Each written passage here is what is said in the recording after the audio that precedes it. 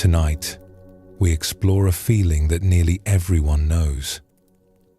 It's the sense that something is missing. That quiet restlessness that sits beneath the surface. Zen Buddhism has much to say about this restlessness. The old masters knew it well.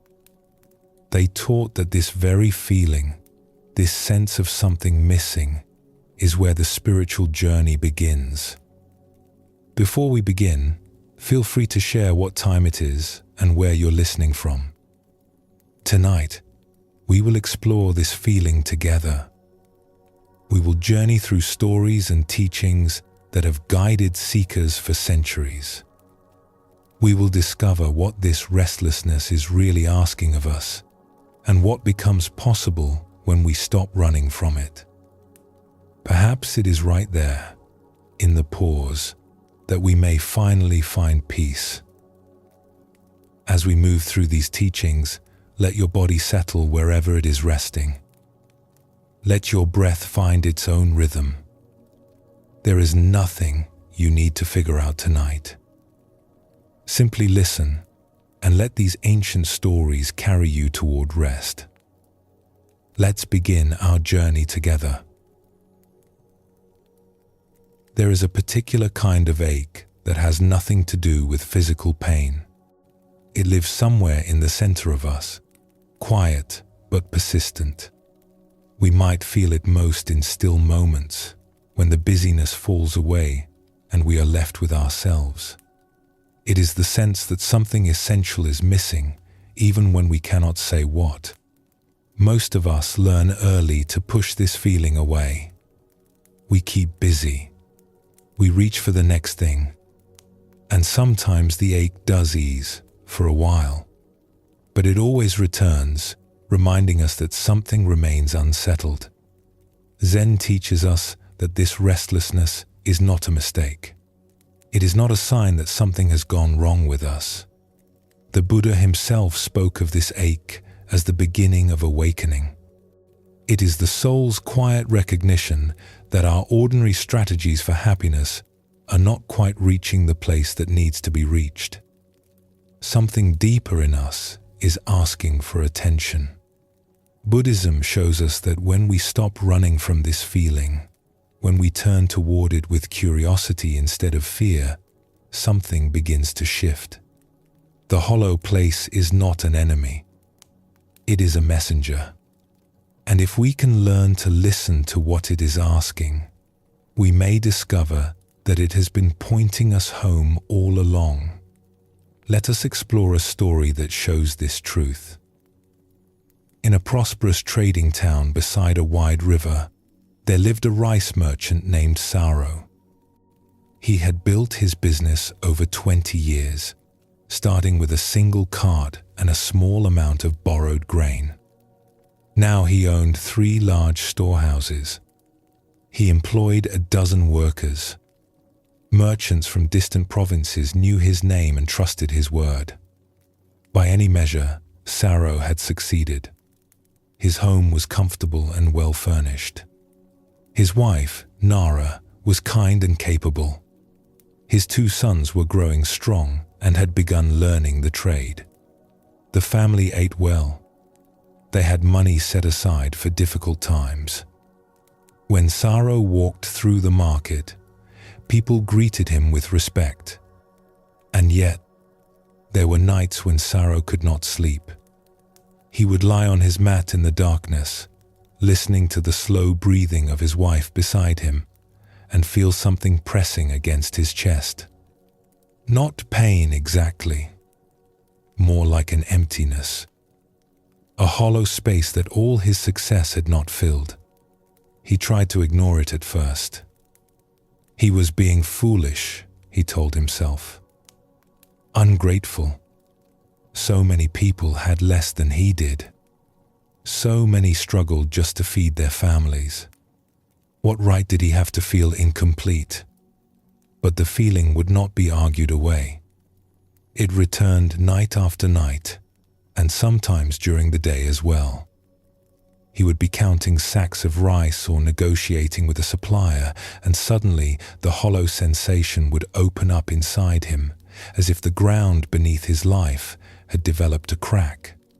He began to work harder, thinking that perhaps he was simply not busy enough. He expanded the business, taking on new contracts, opening trade with a town further down the river. The work filled his days and exhausted his body. But in the quiet moments, the emptiness remained. He tried other things. He bought his wife a beautiful silk robe, thinking that her happiness might cure his own restlessness. He arranged a feast for his workers, filling the storehouse with laughter and good food. He gave money to the temple and helped repair the bridge at the edge of town. Each act brought a small warmth, a moment of satisfaction. But the hollow place did not fill. One autumn evening, Saro was walking home late from the storehouse. The sun had set and the streets were nearly empty. A cool wind carried the smell of wood smoke and dying leaves. He walked slowly, in no hurry to arrive home, where the emptiness would be waiting for him. Near the edge of town, he noticed an old man sitting by the road. The man had a traveler's pack beside him and wore the simple clothes of someone who had been walking for many days. His hair was white, his face deeply lined, but his eyes were clear and calm. Something made Saro stop. Perhaps it was the stillness of the old man, the way he sat as if he had nowhere else to be. Perhaps it was simply the strangeness of seeing a stranger at this hour, in this quiet part of town.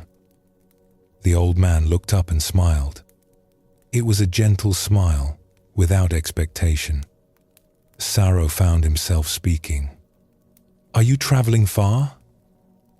"I have been traveling a long time," the old man said. "Tonight I rest here. Tomorrow, who knows?" Saro nodded. He should continue home. There was no reason to stand here talking with a stranger. But he did not move. "You look troubled," the old man observed. His voice was kind, without judgment. Saro was startled. He had not thought his inner state was visible. He kept his concerns private, as a man in his position should.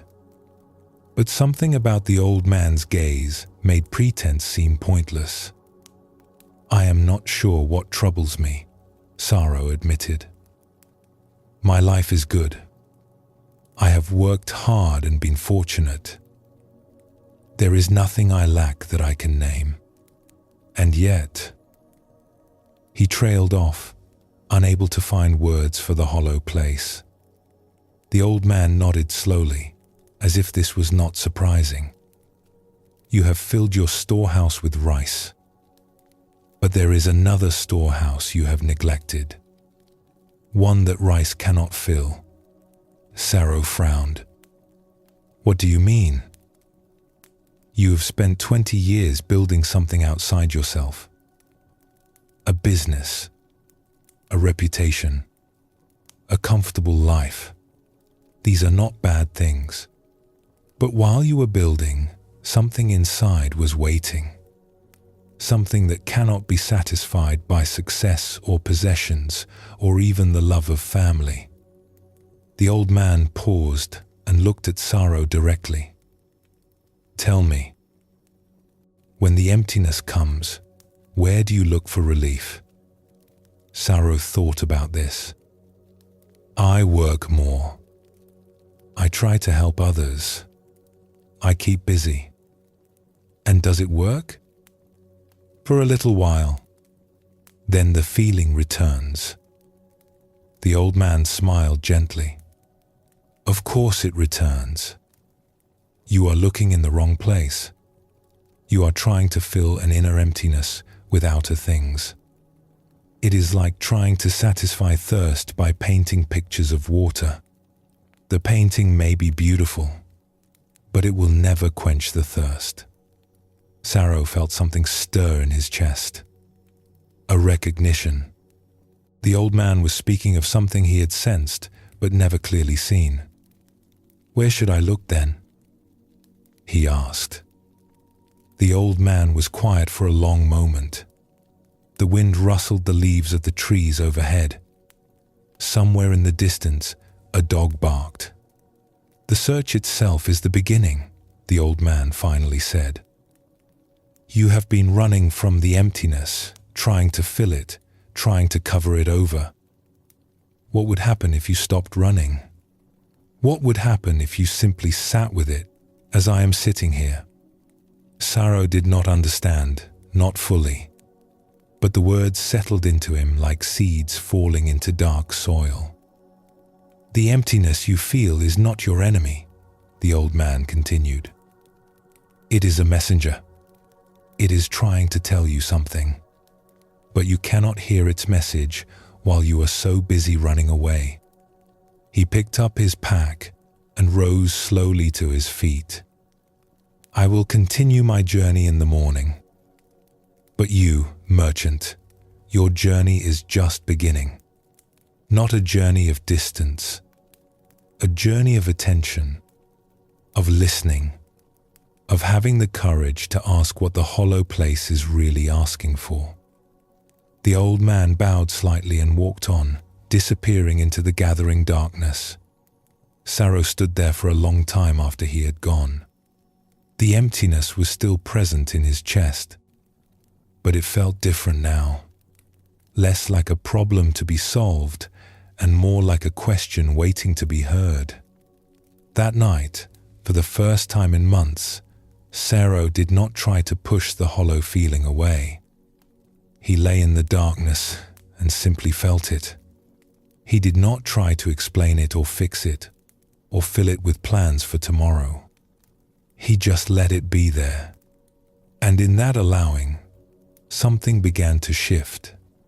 The emptiness did not disappear, but it softened. It no longer felt like an accusation or a failure. It felt more like a doorway, a beginning he had been resisting for years. In the days that followed, Saro continued his work. He still managed his storehouses and negotiated with suppliers and cared for his family.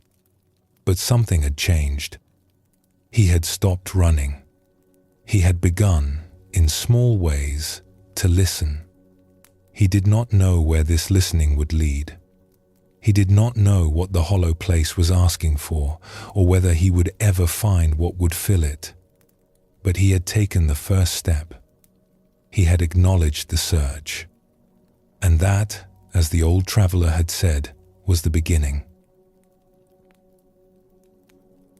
This story shows us something important about the feeling of emptiness. Saro had done everything right by the world's standards. He had worked hard. He had been responsible. He had built a good life. But none of this could touch the hollow place inside him. Zen teaches us that this restlessness is not a sign of failure. It is a sign of awakening. Something in us knows that material success, however valuable, cannot satisfy our deepest hunger. Something in us remembers a completeness we have lost touch with, and it will not stop calling until we turn and listen. The Buddha himself began his journey this way. He had wealth and comfort and everything a young prince could desire. Yet something in him remained unsatisfied. A question had awakened in him that palace walls could not answer. He did not know what he was looking for, but he knew that staying where he was meant never finding out. This is the nature of the search. It begins not with answers, but with recognition. We recognize that our ordinary strategies for happiness are not working. We recognize that something essential is missing, even if we cannot name it. We recognize that we have been running from a question that will not stop asking itself. The old traveler gave Saro a simple but profound teaching. Stop running. Turn toward the emptiness instead of away from it. Let it speak. This is the first step on every spiritual path. Not the finding, but the willingness to truly seek. Not the answers, but the courage to live with the questions. Let us explore another story that reveals more of this truth. In a village known for its weavers, there lived a young woman named Emmy who had never felt at home anywhere. From childhood, she had carried a restlessness she could not explain. Other children seemed content with their games and their families and their small daily worlds. But Emmy was always looking elsewhere, always sensing that something important was waiting for her, just beyond where she was. When she came of age, she left her village to seek what was missing. She was certain it existed somewhere. The right place, the right work, the right life. She just had to find it. She traveled to a city by the sea and found work in a weaving house. The building was large and busy, filled with the clack of looms and the chatter of women working side by side. Emmy threw herself into learning the craft. She mastered the techniques quickly and soon was producing cloth as fine as any of the experienced weavers. For a time, she was happy. The newness of everything satisfied her restless heart. The unfamiliar streets were exciting. The work challenged her. She made friends among the other weavers and explored the city on her free days. But slowly, inevitably, the feeling returned. The hollow space opened up again in her chest. She began to notice flaws in her new home. The city was too crowded. The work was too repetitive. The people she had befriended now seemed ordinary, disappointing. Surely this was not the place. Surely she had not traveled all this way to end up somewhere just as incomplete as where she had started. After 2 years, she left. She traveled inland to a mountain town where the air was cool and pine trees grew thick on the slopes. She found work with a weaver who specialized in ceremonial cloth, intricate patterns woven for temple rituals. The work was more demanding than anything she had done before. She had to learn new techniques and new patterns. Again, the challenge absorbed her. Again, for a time, she felt she had finally arrived. But the pattern repeated. The newness faded. The hollow feeling returned. She began to see faults everywhere. The mountain winters were too harsh. Her teacher was too demanding.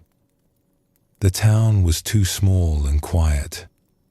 Somewhere else, surely, the life she was seeking waited for her. She moved again, and again. A fishing village on the western coast, a trading town in the lowlands, a city famous for its silk. Each place seemed promising when she arrived. Each place eventually disappointed her. The emptiness that had driven her from home followed her everywhere, hiding for a while behind new experiences, then emerging again, as insistent as ever.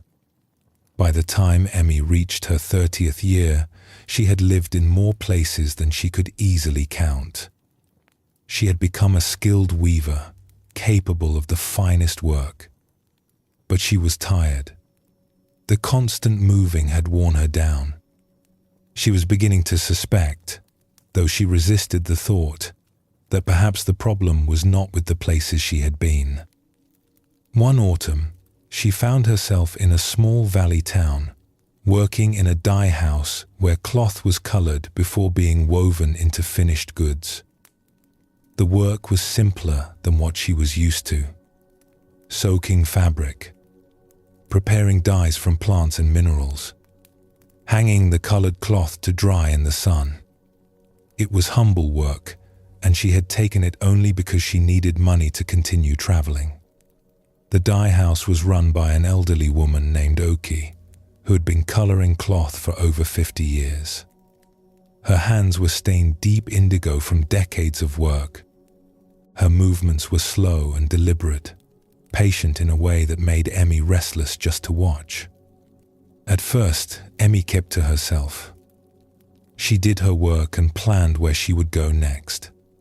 Perhaps the capital.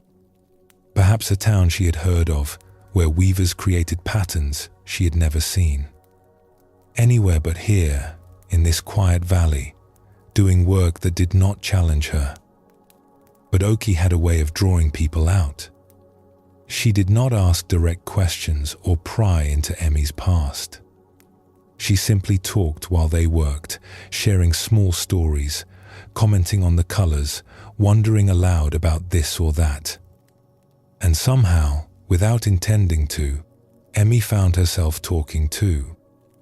One afternoon, while they were preparing a batch of yellow dye from gardenia, Emmy mentioned that she had lived in many places. How many? Oki asked, stirring the pot.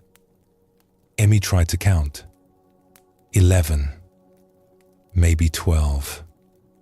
12 places in how many years? 14 years. Oki nodded slowly, her eyes on the simmering dye. And what were you looking for? The question caught Emmy off guard. No one had ever asked her so directly. I do not know, she admitted. Something that was not where I was. Did you find it? Emmy was silent. The answer was obvious, and the speaking of it was painful. No, she finally said. Each place seemed right at first. Then after some time, it felt wrong, like something was missing. So I moved on. Oki lifted a cloth from the dye and examined its color in the afternoon light. She seemed in no hurry to respond. I have lived in this valley my whole life, she said eventually. I was born in the house where I still sleep. I have worked in this dye house since I was a girl of 12. I have never traveled more than a day's walk from where we stand. She lowered the cloth back into the pot. When I was young, I felt what you describe. That restlessness, that sense of something missing. I used to stand at the edge of the valley and look at the mountains and wonder what was on the other side. I imagined that life there would be different, more vivid, more complete. Why did you not go? Emmy asked. My mother was sick. Someone had to care for her. And then the dye house needed workers. And then there were children of my own. There was always a reason to stay. Oki smiled slightly. At first I resented it. I felt trapped. I watched others leave and imagined the lives they were living. I was certain they had found what I was missing. She paused, stirring the dye slowly. But over time, something changed. I stopped looking at the mountains. I started looking at what was in front of me, the colors emerging from the dye pots, the texture of the cloth in my hands, the way the light changed through the seasons, the faces of the people I worked with day after day. She turned to look at Emmy directly. Her eyes were kind but clear. I found that what I had been seeking was not somewhere else. It had been here all along. I had simply been too busy looking elsewhere to see it. Emmy felt a tightness in her chest. Something in Oki's words pressed against the hollowness she had carried for so long. But what if here is not enough? She asked. What if something really is missing? Oki nodded, as if this was the right question. Something is missing, but not what you think. What is missing is not a better place or a more exciting life. What is missing is your attention, your presence. You have been so busy searching that you have never fully arrived anywhere. You have been in many places, but present in none of them. She lifted another cloth from the dye, this one a deep golden yellow. Tell me, in all your travels, did you ever stop searching long enough to truly be where you were? Did you ever give yourself completely to a place, without part of you already planning your departure? Emmy tried to think of a time when she had. She could not. Even in her happiest moments in each new town, some part of her had been watching for signs of wrongness. Some part of her had been ready to leave. The emptiness follows you because you carry it with you, Oki said gently. You have been trying to leave it behind, but it lives in you, not in the places. No amount of moving will help you escape something that travels inside your own heart. Emmy felt tears pressing at her eyes. She had spent 14 years running. 14 years believing that the next place would be different. And here was this old woman who had never left her valley, telling her something she had always known but refused to see. "What do I do?" she asked, her voice small. Oki rinsed her hands in a basin of clean water. The movement was slow and careful, as if even this simple act deserved full attention. You stop running. You stop believing that wholeness is waiting somewhere else. You begin to look for it here, not in this valley necessarily, but wherever you are, right now, in this moment. You give your full attention to what is in front of you and see if the emptiness is still so empty. She dried her hands on a worn cloth and looked at Emmy with something like affection. You are a fine weaver. I can see it in your hands. But you have never truly woven anywhere. You have always been half present, half gone. What would happen if you stayed? Not forever, but long enough to actually be here? Long enough to find out if the problem is with the places or with the way you have been passing through them. Emmy stayed in the valley that winter. She had not planned to. She had intended to leave as soon as she had earned enough money. But something in Oki's words had unsettled her usual pattern.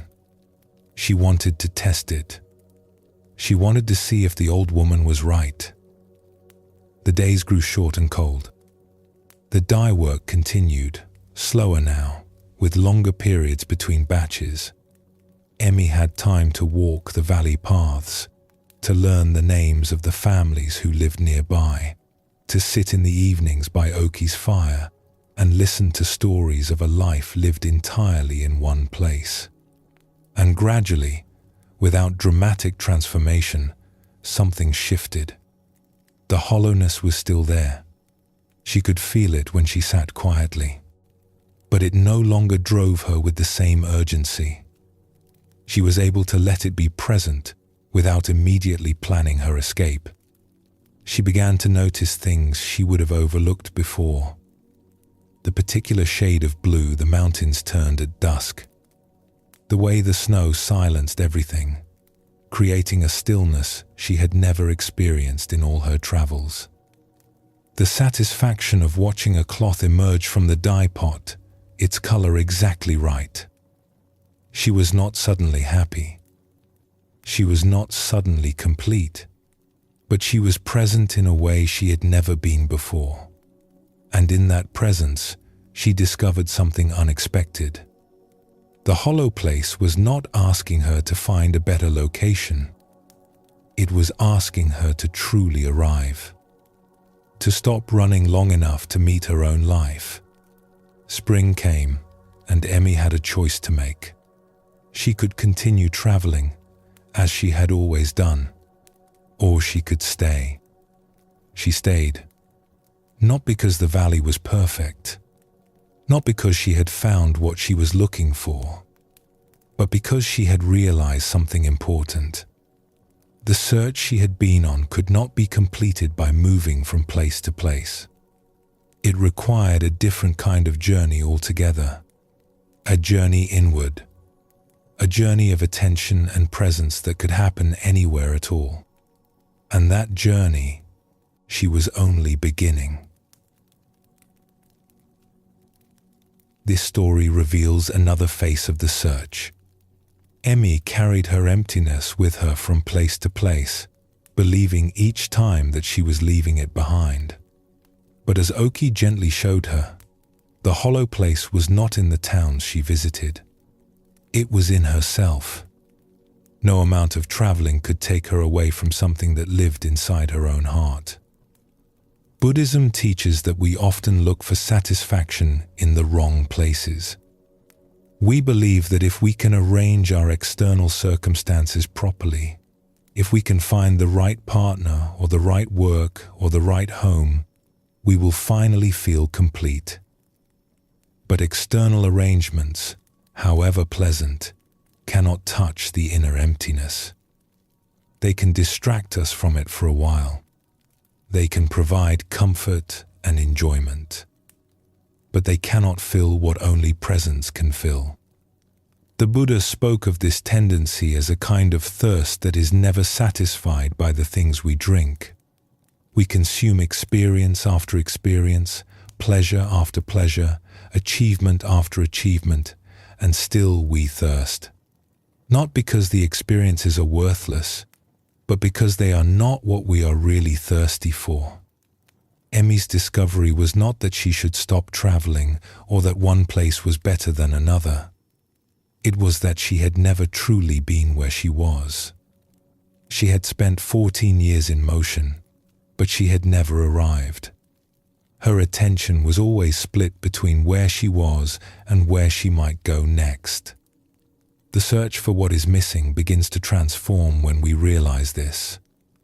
When we see that the emptiness is not caused by our location or our circumstances, when we understand that what we seek cannot be found by looking elsewhere, then the search can turn inward. Then we can begin the deeper journey that the restlessness has been calling us toward all along. Take a gentle breath now.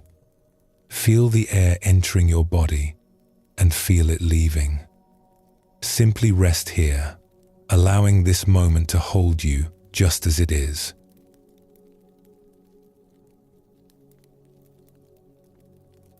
When the hollow place opens inside us, we naturally look around for something to fill it. This is what humans do. We feel an emptiness, and we reach for something outside ourselves to ease it. A possession, a position, a change in circumstances. We believe that if we can just arrange the outer world properly, the inner ache will finally quiet. The Buddha observed this tendency with great compassion. He saw how we grasp at pleasures, at status, at material comforts, believing each one will bring the peace we seek. And he saw how this grasping leads not to satisfaction, but to more grasping. We get what we wanted, and for a moment we feel relief. Then the emptiness returns, and we reach for something else. Zen calls this the endless search. We look outward because it seems easier than looking inward. The outer world is visible, tangible, something we feel we can control. But Buddhism teaches us that what we seek cannot be found in external things. Not because those things are bad, but because the emptiness is not that kind of hunger. We are trying to feed a spiritual longing with material food.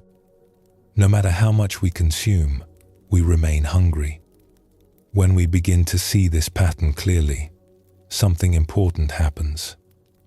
We do not necessarily stop wanting things or enjoying the pleasures of life, but we stop expecting them to fill the hollow place.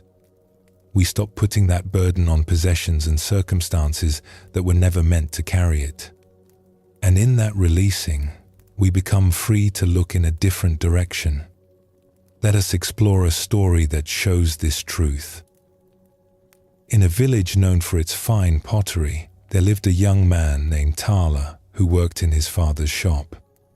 Each day he mixed clay, shaped vessels on the wheel, and loaded the kiln with pieces to be fired. It was honest work, and his family had done it for generations.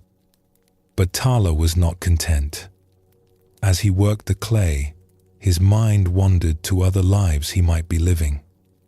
He watched the merchants who came to buy pottery and imagined their freedom, traveling from town to town, seeing new places, answering to no one. He watched the local magistrate pass through the village in his fine robes and imagined the respect such a position would bring. He watched the wealthy landowner whose fields stretched across the valley and imagined never worrying about money again. His hands shaped bowls and cups, but his thoughts shaped fantasies of different lives. If only he were a merchant. If only he had power. If only he were rich. Then he would be happy. Then the restless feeling that followed him through his days would finally ease. His father noticed the faraway look in Tala's eyes, the sighs that escaped him as he worked. One evening, after the shop had closed and they sat together cleaning their tools, his father spoke.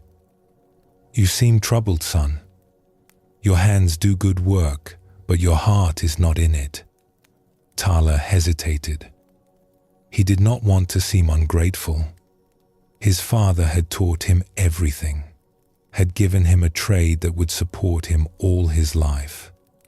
But the truth pressed against his chest, demanding to be spoken. "I look at my life," Tala said slowly, "and I see the same days repeating forever. The same clay, the same wheel, the same village. I watch others pass through with their different lives, and I wonder what it would be like to be them. The merchant who goes where he pleases, the magistrate whom everyone respects, the landowner who never worries about his next meal." His father listened without interrupting. When Tala finished, the older man was quiet for a long moment. "When I was your age," he finally said, "I felt the same way. I looked at the potter's wheel and saw a prison. I looked at other men's lives and saw freedom. I believed that happiness was somewhere else, in some other circumstance I had not yet reached." "What changed?" Taylor asked. "I met a man who showed me something I had not seen. He was a traveler who came through the village, an old monk who had wandered for many years. I told him what I have just told you, that I wanted a different life, that I believed happiness was waiting somewhere else." His father set down the tool he had been cleaning and looked at Tala directly. "The monk asked me a simple question. He said, 'If you became a merchant tomorrow, what would you feel after a year?' I told him I would feel free and happy. He shook his head. 'You would feel exactly as you feel now,' he said. 'You would look at other lives and wish you had them instead. The magistrate's power, the landowner's wealth, perhaps even the potter's simple peace. The restlessness you feel is not caused by your circumstances. It lives in you. It will follow you wherever you go." Tala frowned. "But surely some lives are better than others. Surely the rich man is happier than the poor man." "That is what I said too," his father replied. "And the monk told me something I have never forgotten. He said, 'I have met rich men who cannot sleep at night for worry. I have met powerful men who trust no one and live in fear. I have met merchants who are exhausted from constant travel and dream of a quiet home. And I have met simple craftsmen who want for nothing because they have learned to be where they are. Happiness is not a place you can travel to. It is a way of being where you already are. Tala was not convinced. It sounded like something people said to make themselves feel better about not having more. His father seemed to sense his doubt. I did not believe him either, so I tested it. The next year, I had a chance to become a merchant. A trader offered to take me on as a partner. I could leave the pottery behind and see the world. You never told me this, Tala said, surprised. I took the offer. I traveled for 2 years, buying and selling goods across 3 provinces. I saw cities I had only heard of in stories. I ate foods I had never tasted. I slept in fine inns and met people from distant lands. What happened? His father smiled, but there was something sad in it. The monk was right. After the newness faded, I felt exactly as I had before. The same restlessness, the same sense that something was missing. I would lie awake in comfortable beds in beautiful cities and feel the same hollow ache I had felt in my father's pottery shop. I began to look at other lives and wish I had them instead. The successful merchants seemed happier than me. The scholars seemed more fulfilled. Even the simple farmers we passed on the road seemed more at peace than I felt. He picked up his cleaning cloth again, working at a spot of dried clay. I realized that I had carried my unhappiness with me.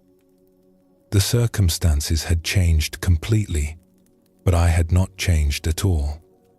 I was still looking outward for something that could only be found inward.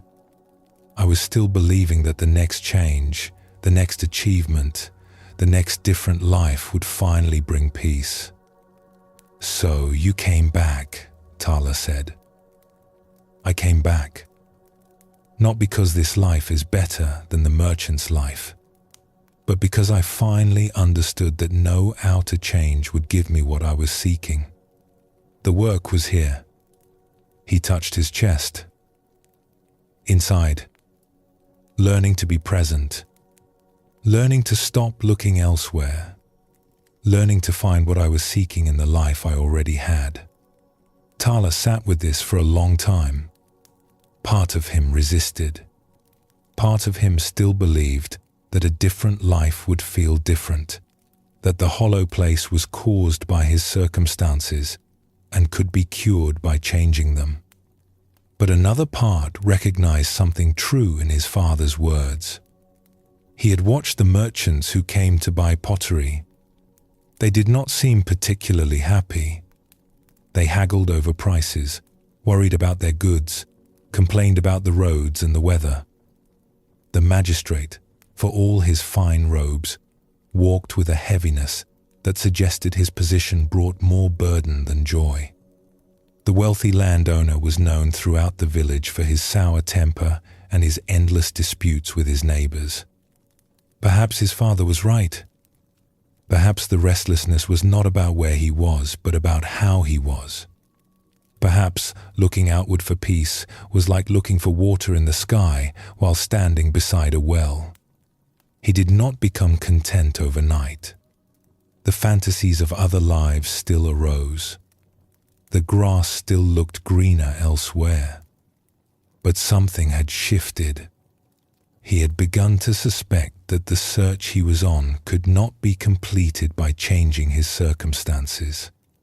He had begun to wonder if the hollow place was asking for a different kind of attention altogether. In the years that followed, Tala remained at the pottery wheel. But he was not the same man who had shaped clay while dreaming of escape. He had begun the slower, harder work of learning to be where he was, of finding what he sought not in some imagined future but in the present moment, in the feel of clay beneath his hands, in the simple rhythm of work and rest. He never forgot his father's story. And when his own children grew old enough to work beside him, and he saw in their eyes the same faraway look he had once worn, he knew it would be his turn to share what he had learned.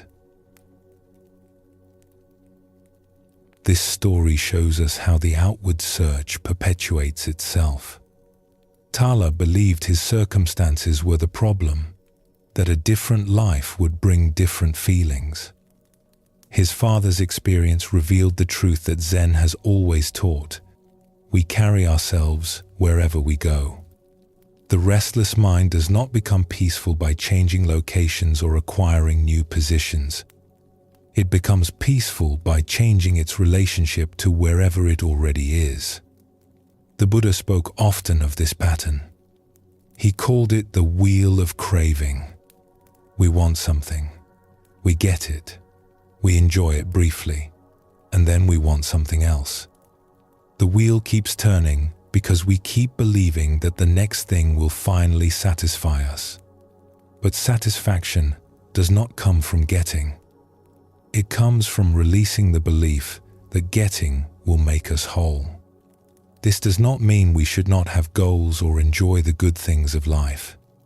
Buddhism is not about deprivation or forcing ourselves to want nothing. It is about seeing clearly where peace actually comes from. When we stop expecting external things to fill the inner emptiness, we can enjoy them for what they are without burdening them with impossible expectations. We can appreciate a meal without needing it to make us happy. We can enjoy success without needing it to make us complete. The search for fulfillment through external things is exhausting because it never ends. There is always something more to acquire, some better circumstance to achieve, some other life that looks more appealing than our own. Zen invites us to step off this wheel, not by giving up on life, but by giving up on the belief that life must be different before we can be at peace. Let us explore another story that reveals more of this truth. In a city known for its artisans and traders, there lived a woman named Mina who had a gift for finding beautiful things. She had an eye that could spot quality instantly, and a memory for where rare items might be found. Over the years, she had filled her home with objects of remarkable beauty. There were ceramic bowls glazed in colors that seemed to glow from within. There were wooden carvings, so detailed that the figures seemed about to move. There were textiles woven with patterns passed down through generations of craftspeople. Each piece had been chosen carefully, sought out with patience, and acquired with satisfaction. Mina loved the moment of finding, the thrill of spotting something special in a crowded market stall, the negotiation with the seller, the walk home with the new treasure wrapped carefully in cloth. In those moments, she felt complete. The hollow place inside her that seemed to be her constant companion would quiet, and something like peace would settle over her. But the peace never lasted. Within days, sometimes hours, the old restlessness would return. The new acquisition would take its place among the others, becoming familiar, losing its shine. And Mina would find herself looking again, scanning the market stalls, asking traders about rare pieces, planning her next find. She knew, on some level, that this pattern was strange. Her home was already full. She had more beautiful objects than she could properly appreciate. Some sat on shelves she rarely looked at. Others were packed away in storage rooms because there was no space to display them. And yet, she kept searching, kept acquiring, as if the next piece would finally be the one that satisfied her for good. One autumn, a new shop opened near the central market. It was run by an elderly woman named Akari, who had traveled widely in her youth and collected objects from distant lands. The shop was small and cluttered, every surface covered with items Mina had never seen before. Mina became a regular visitor. She would spend hours examining the strange and beautiful things Akari had gathered, asking about their origins, learning the stories behind them. And she bought, of course, a painted screen from across the sea, a stone figure worn smooth by centuries of handling, a bronze bell whose tone seemed to hang in the air long after it had been struck. Akari watched her with interest. The old woman said little at first, simply answering questions about her wares and accepting payment for the pieces Mina chose. But as the weeks passed and Mina returned again and again, Akari began to engage her in conversation. One afternoon, as Mina examined a small jade pendant, Akari asked, "How many of these do you have at home?" Mina looked up, confused. "Jade pendants? I do not think I have any like this one." "Beautiful things," Akari clarified. "Objects you have collected. How many would you say?" Mina tried to count in her head and found she could not. "I do not know. Many. Several rooms full. And this one," Akari gestured at the pendant. "When you bring it home, how long will you enjoy it?" The question caught Mina off guard. She set the pendant down slowly. "What do you mean?" "I have watched you these past months. You find something beautiful. Your eyes light up. You must have it. You take it home. And then, after a little while, you return here looking for something else. Always looking. Always acquiring. Always needing the next thing." Mina felt defensive. "I simply appreciate beauty." "Is that wrong?" "There is nothing wrong with appreciating beauty," Akari said gently. "But I wonder if that is what you are really doing. You do not seem like a woman at peace with her beautiful things. You seem like a woman still searching for something." Mina wanted to argue, but the words caught in her throat. The old woman had seen something true. Akari gestured around her cluttered shop. "I collected these things over many years.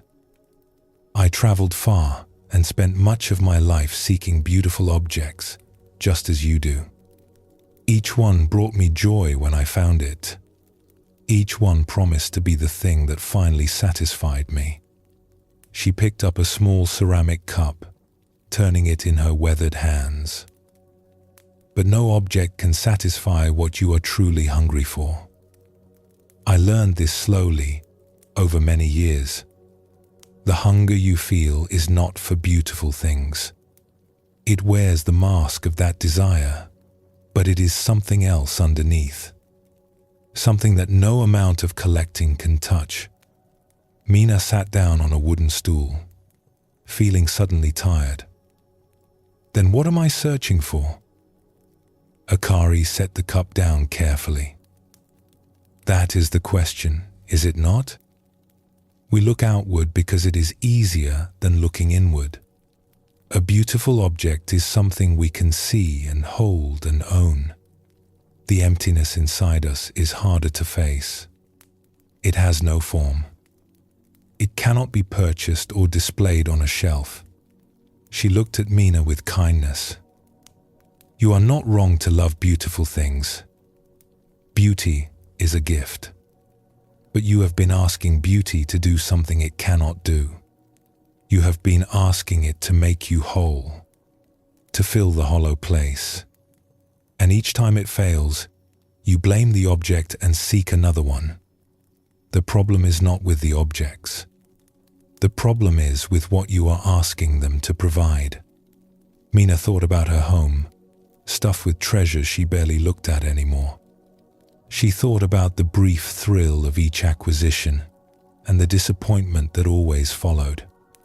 She thought about how the searching never ended, how the satisfaction never lasted, how she was always looking for the next thing, even as she carried the current thing home. "What do I do?" she asked quietly. Akari smiled.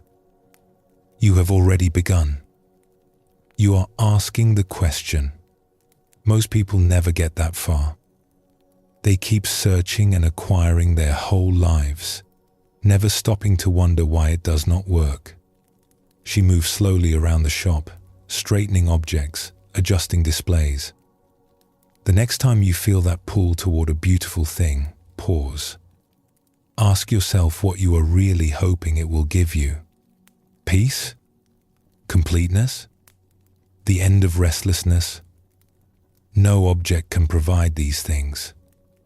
When you see this clearly, the desperate quality of the searching begins to fade. You can still enjoy beauty, but you stop expecting it to save you. Mina did not buy anything that day. She walked home through the market streets, past stalls filled with items that would have caught her eye before, and felt something different. The pull was still there. The habit of looking was strong. But there was also a new awareness. A small voice asking, "What am I really searching for?" In the weeks that followed, Mina began to experiment. When the urge to acquire arose, she would sit with it instead of immediately acting. She would feel the restlessness in her chest, the belief that something out there would ease it. And she would ask the question Akari had taught her. What am I really hoping this will give me? The answer was always the same. Peace, completeness, an end to the endless wanting. And when she saw this clearly, the power of the urge would soften. Not disappear entirely, but loosen its grip. She began to see that she had been asking the wrong question all along. Not which beautiful thing should I acquire next, but why do I believe acquiring will help?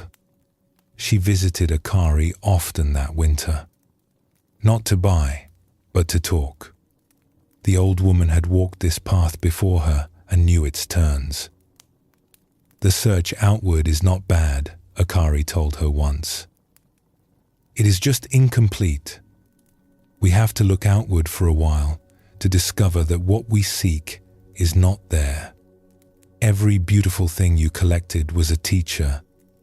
Each one showed you that acquisition does not satisfy. You needed many teachers before you were ready to learn the lesson. Mina began to look at her collection differently. The objects were still beautiful, but they no longer carried the weight of her expectations. They were simply what they were. Bowls and carvings and textiles. Pleasant to look at, but not responsible for her happiness. And in that releasing, something unexpected happened. She began to actually see them for the first time. Without the desperate need for them to provide something, she could appreciate what they actually offered. The grain of the wood, the depth of the glaze, the patience of the weaver who had created each pattern. She had been so focused on what the objects might give her that she had never truly received what they had to offer. Spring came, and Mina found herself in Akari's shop less often. The compulsion that had driven her there was fading. She still appreciated beauty when she encountered it, but she no longer needed to own it, to possess it, to take it home and add it to her hoard. The hollow place was still present. It had not disappeared, but she had stopped asking beautiful objects to fill it. She had begun to turn her attention in a different direction, toward the emptiness itself, toward the question of what it really wanted. And that, as Akari had told her, was where the true search began. Zen teaches us that attachment creates suffering not because the things we attach to are bad, but because we ask them to provide something they cannot give. Mina's beautiful objects were genuinely beautiful, but she had burdened them with the task of making her complete, and this was a task they could never fulfill. The Buddha identified this pattern as one of the root causes of human suffering. We see something pleasant and we grasp at it, believing it will make us happy. We get it, and for a moment we feel satisfaction. But the satisfaction fades, and we grasp again. The problem is not with pleasure itself, but with our belief that if we can just get enough pleasure, accumulate enough pleasant things, arrange our lives well enough, we will finally be at peace. Buddhism offers another way. Not the rejection of beauty or pleasure, but the releasing of our desperate grip on them. When we stop expecting external things to fill the internal emptiness, we discover a different relationship with the world. We can enjoy what is here without needing it to be more than it is. We can appreciate beauty without needing to possess it. We can receive what life offers without demanding that it make us whole. This releasing is not a loss. It is a liberation. Mina's collection did not bring her less joy when she stopped expecting it to save her. It brought her more. She could finally see what was actually there instead of what she hoped it would provide. The outward search is where most of us begin. We look for peace in possessions, in achievements, in circumstances. This is natural and human. But at some point, if we are paying attention, we notice that it is not working. The things we acquire do not satisfy us for long. The circumstances we arrange do not bring lasting peace. And in that noticing, we become ready to look in a different direction. Take a gentle breath now. Let your body settle a little deeper into rest. There is nothing you need to acquire right now. Nothing you need to seek. Simply allow yourself to be here in this moment, complete as you are.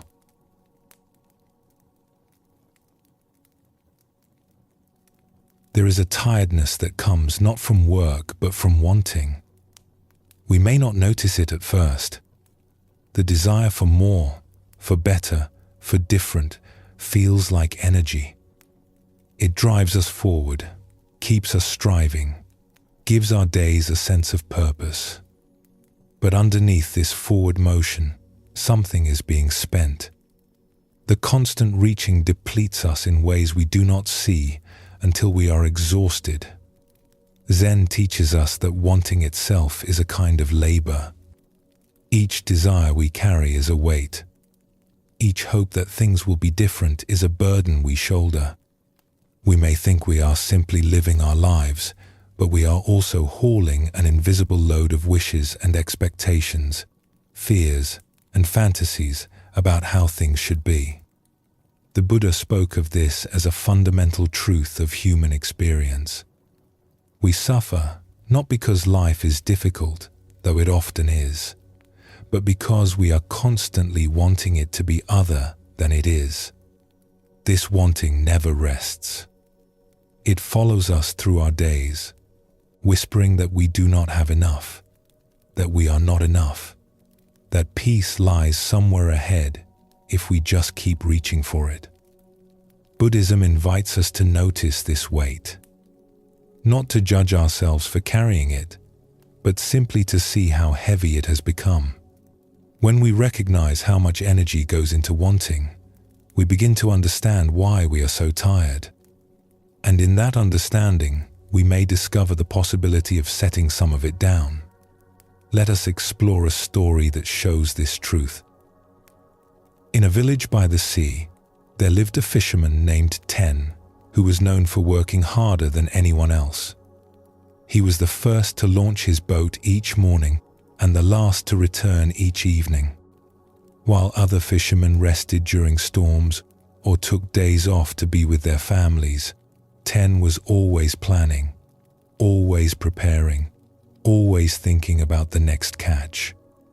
He had not always been this way. As a young man, he had fished the way his father had taught him, going out when conditions were good, resting when they were not, taking what the sea offered without grasping for more. It had been a simple life, and for a time, it had been enough. But something had shifted in him over the years. He had begun to notice what other fishermen brought in. He had begun to compare his catch to theirs, his boat to theirs, his nets to theirs. A small voice had started whispering that he should have more, that if he worked harder, tried new waters, used better equipment, he could finally get ahead. The voice grew louder as the years passed. One good catch was no longer satisfying because it could have been better. One successful season only raised his expectations for the next. He found himself unable to enjoy what he had because his mind was always calculating what he lacked. His wife, Kara, watched this change with worry. The man she had married knew how to laugh, how to rest, how to sit on the beach at evening and watch the sun go down. This new man was always tense, always planning, always somewhere else in his mind, even when his body was home. She tried to talk to him about it, but he brushed her concerns aside. He was providing for his family. He was building something.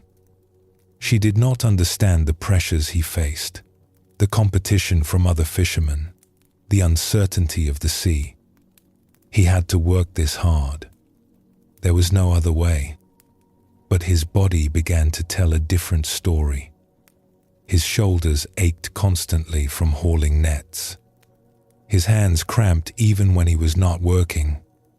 He slept poorly, his mind running through plans and worries even in his dreams.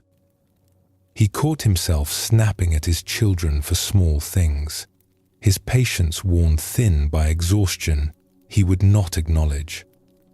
One evening, returning late from a day that had yielded little despite hours of effort, Ten found an old man sitting on the dock near where he tied his boat.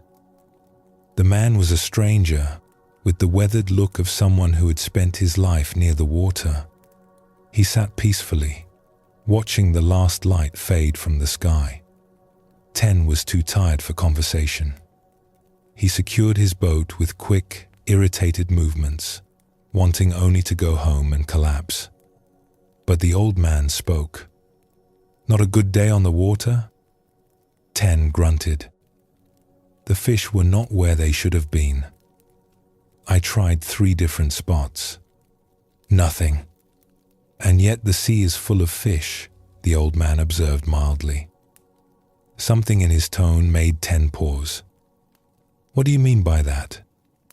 "Only that the fish are there. They have always been there. The question is whether we can receive what the sea offers, or whether we are too busy demanding what it should offer."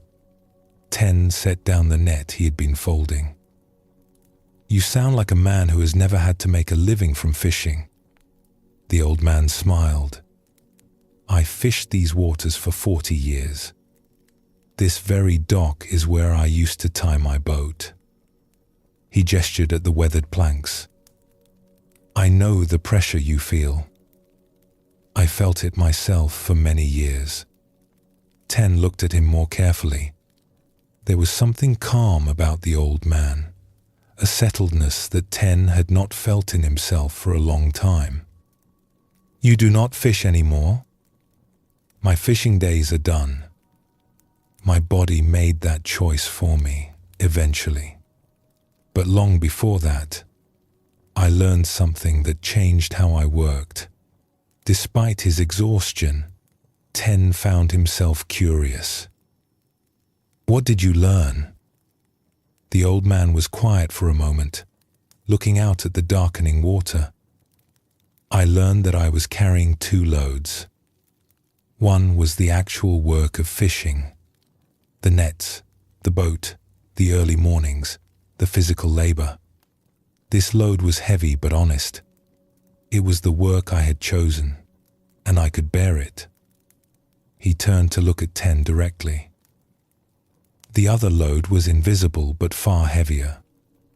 It was made of wanting more fish, wanting better catches than other men, wanting to feel secure, to get ahead, to finally have enough. This load never got lighter, no matter how hard I worked. In fact, the harder I worked, the heavier it became. 10 felt something stir in his chest. The old man was describing something he recognized but had never put into words. I thought the tiredness came from the work, the old man continued. I thought if I could just catch enough fish, make enough money, I would finally be able to rest. But it was never enough.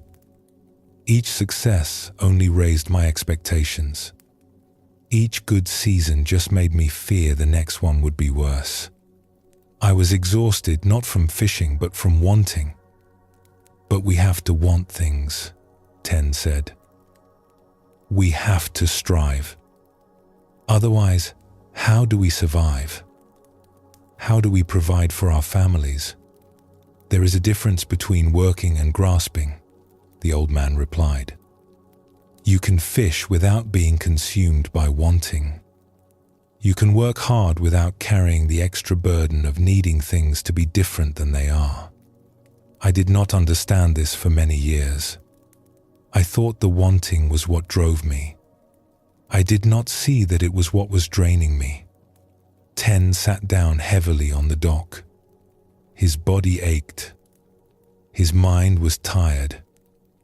And somewhere beneath both, he could feel what the old man was describing. A constant tension. A perpetual reaching. A weight he had been carrying so long he had forgotten it was there.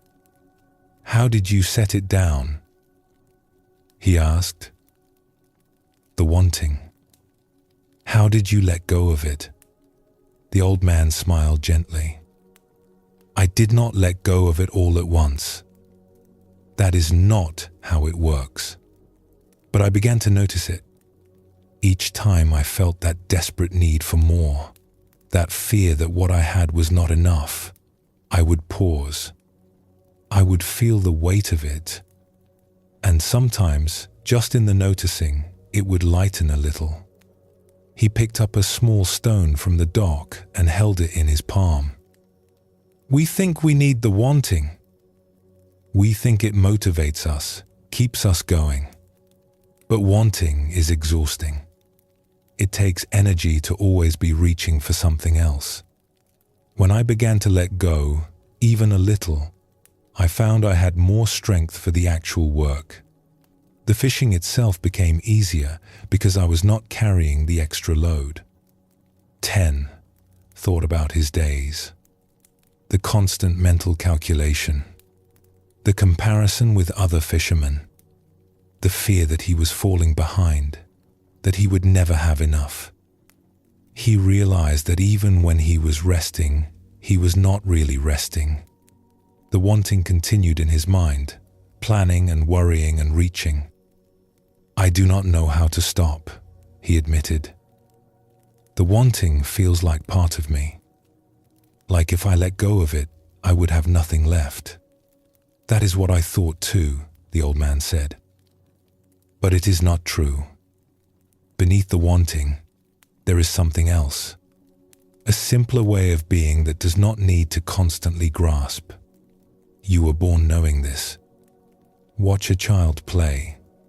They are fully present, not wanting the moment to be different. Somewhere along the way, we forget. But it is still there, underneath. He dropped the stone back onto the dock with a small click. Start by noticing. That is all. When you feel the wanting rise up, just see it.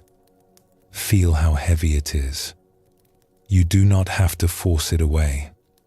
Just recognize what you are carrying. Over time, awareness itself begins to lighten the load. 10 walked home slowly that night. He was still tired, but something felt different. He had begun to see the invisible weight he had been hauling, the wanting that never rested, the constant reaching for more that had been draining him for years. He did not transform overnight.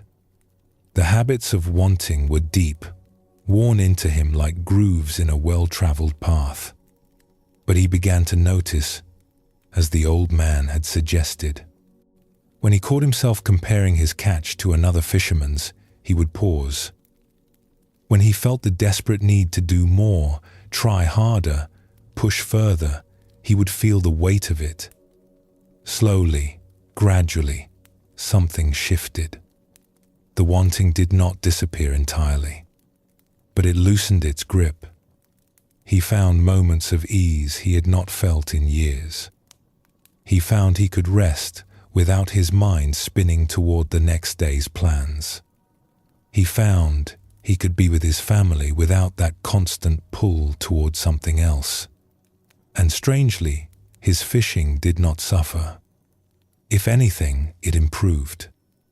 Without the exhausting weight of wanting, he had more energy for the work itself.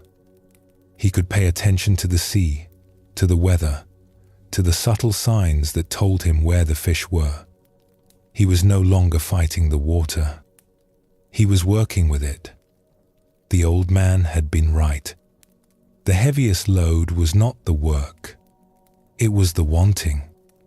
And when he began to set that burden down, he discovered a strength he had forgotten he had.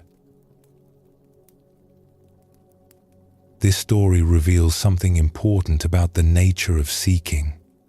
Ten believed his exhaustion came from hard work, but the deeper drain was the constant wanting that ran beneath everything he did. This wanting never let him rest, never let him feel satisfied, never let him be where he was. Zen teaches us to examine this relationship between effort and grasping. Effort itself is not the problem. We can work hard, strive toward goals, build meaningful things without being consumed by wanting. The trouble comes when we add the extra layer of desperate need. When we cannot simply do the work but must also worry and compare and fear and grasp. The Buddha identified this grasping as one of the primary causes of suffering. We exhaust ourselves not with living, but with wanting life to be different. We spend enormous energy resisting what is, reaching for what is not, fearing what might come. This energy could be used for life itself, but instead it drains away in the endless work of wanting. When we begin to notice this pattern, we discover something surprising. The wanting we thought was necessary, the grasping we believed motivated us, turns out to be a burden we can set down. Life does not fall apart when we stop desperately needing things to be different. Often, it becomes easier. The work is still there, but without the extra weight, we have more strength to do it. Let us explore another story that reveals more of this truth. In a monastery in the mountains, there lived a young monk named Jiro who wanted very badly to become enlightened. He had entered the monastery at 16, full of idealism and determination. He had heard stories of the old masters who had awakened to the truth, and he wanted that awakening more than anything. He threw himself into practice with fierce intensity. He sat in meditation longer than any of the other monks, forcing his legs to endure the pain, forcing his mind to stay focused. He memorized sutras and commentaries, filling his head with the words of the ancient teachers.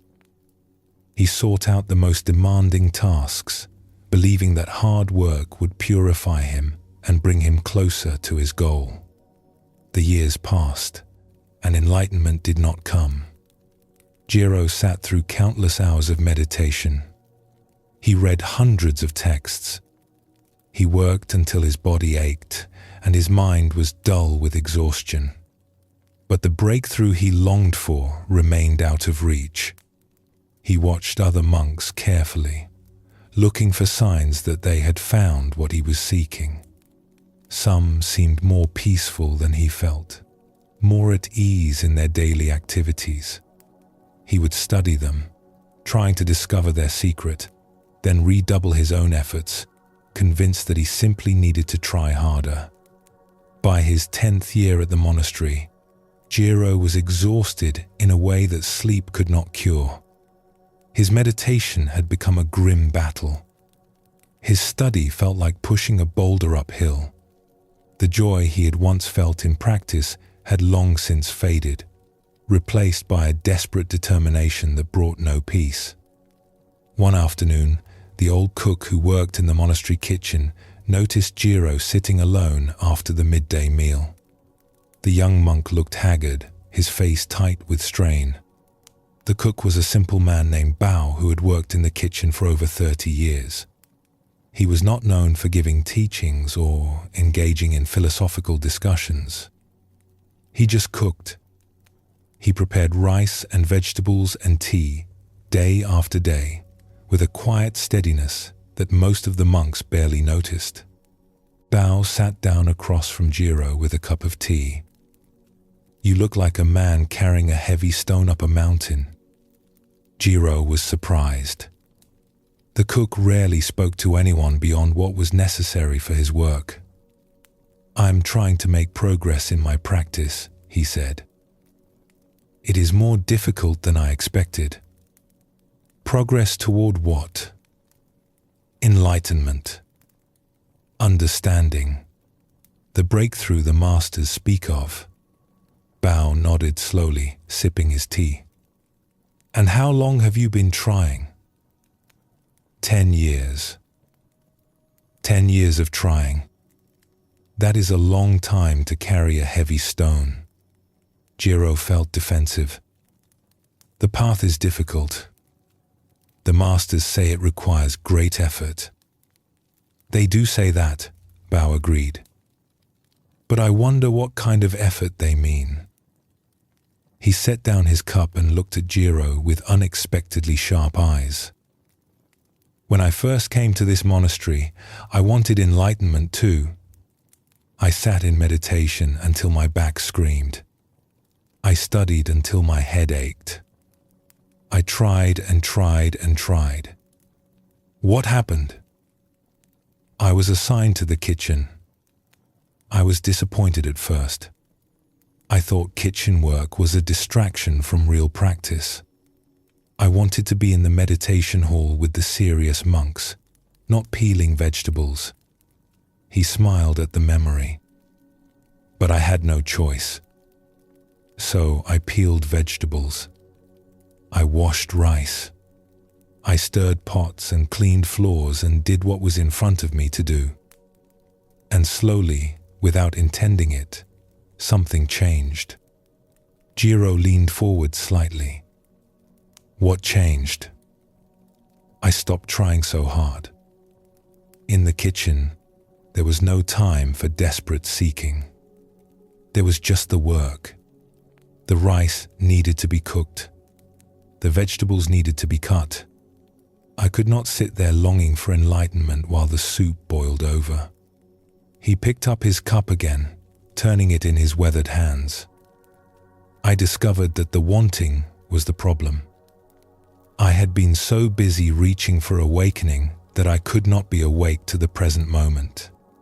I was always somewhere else in my mind, imagining the breakthrough that would come someday. Meanwhile, the only moment that actually existed was passing by unnoticed." Jiro felt something loosen in his chest. The cook was describing exactly what he experienced but had never questioned. The constant reaching.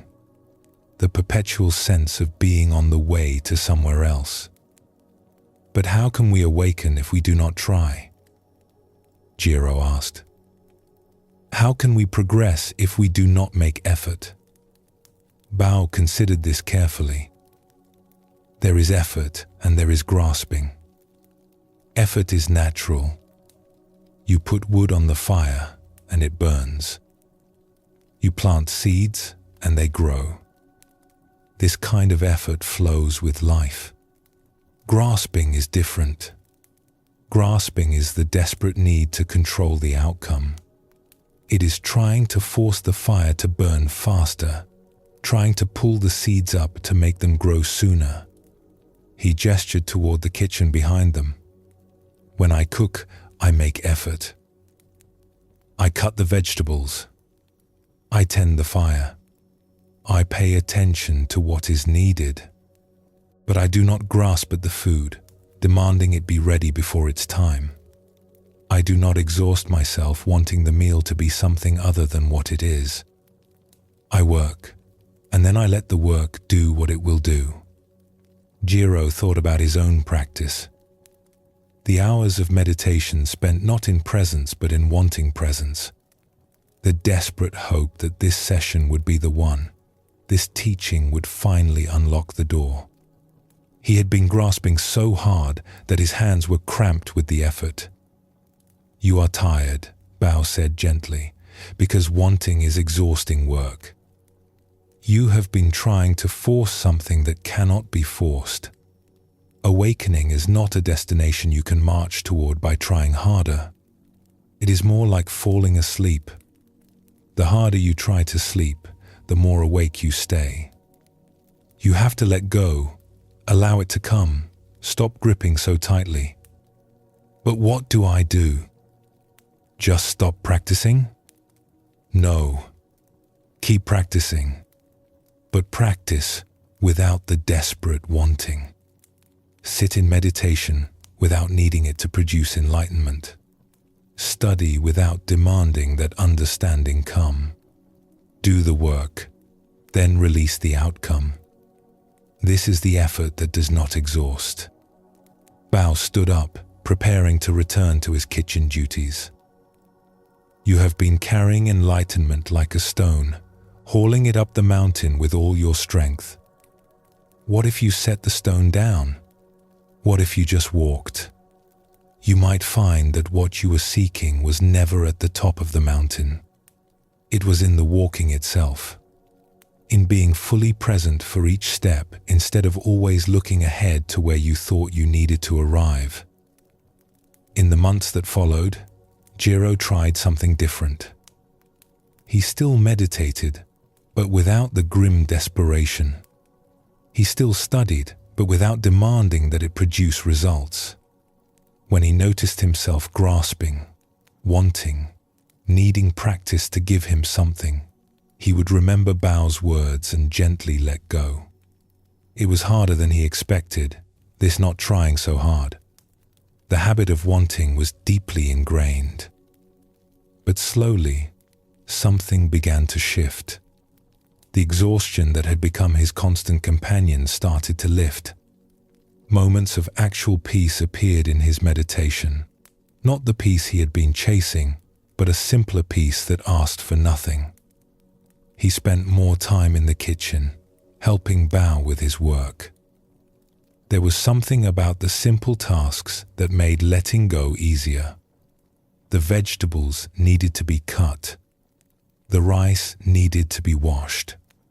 There was no room for wanting when there was work to be done. And one ordinary morning, stirring a pot of rice porridge while the sun rose outside the kitchen window, something shifted in Jiro. There was no dramatic breakthrough, no explosion of insight, no moment of cosmic understanding. There was just this, the steam rising from the pot, the wooden spoon in his hand, the light coming through the window, and a profound peace that had been there all along, waiting for him to stop reaching past it toward something else. He understood then what Bao had been pointing toward. The enlightenment he had sought was not somewhere ahead. It was here, in this moment, in every moment. He had been unable to see it because he was so busy looking elsewhere. The wanting had been like a veil, always keeping the present moment just out of reach. He laughed softly, and Bao looked up from his work with a knowing smile. "The rice is ready," the old cook said. And it was. It had been ready all along. This story shows us the particular weight of spiritual wanting. Jiro's desire for enlightenment, though understandable, had become the very thing preventing him from finding what he sought. He was so busy reaching for awakening that he could not be awake to the moment in front of him. The Buddha taught that even the desire for liberation can become a form of bondage. When we grasp at spiritual attainment the way we grasp at material success, we create the same exhausting pattern. We are still reaching, still wanting, still believing that what we seek lies somewhere other than here. Zen masters often speak of this paradox. We practice in order to awaken, yet the awakening we seek is already present. It is hidden not by its distance but by our constant movement away from it. When we stop reaching, stop grasping, stop wanting things to be other than they are, we discover what was here all along. This does not mean we abandon practice or effort. Jiro continued to meditate and study, but the quality of his effort changed. It became lighter, more natural, less burdened by desperate need. He learned to work without grasping at results, to practice without demanding that practice produce something. Buddhism teaches that the heaviest burdens we carry are often invisible. The weight of wanting more, of needing things to be different, of constantly reaching for what is not here. When we begin to notice these burdens, to feel how heavy they have become, we take the first step towards setting them down. And in that lightening, we discover an energy and a peace we had forgotten were possible. Take a gentle breath now. Feel how your body is already resting, already breathing, already at peace in this moment.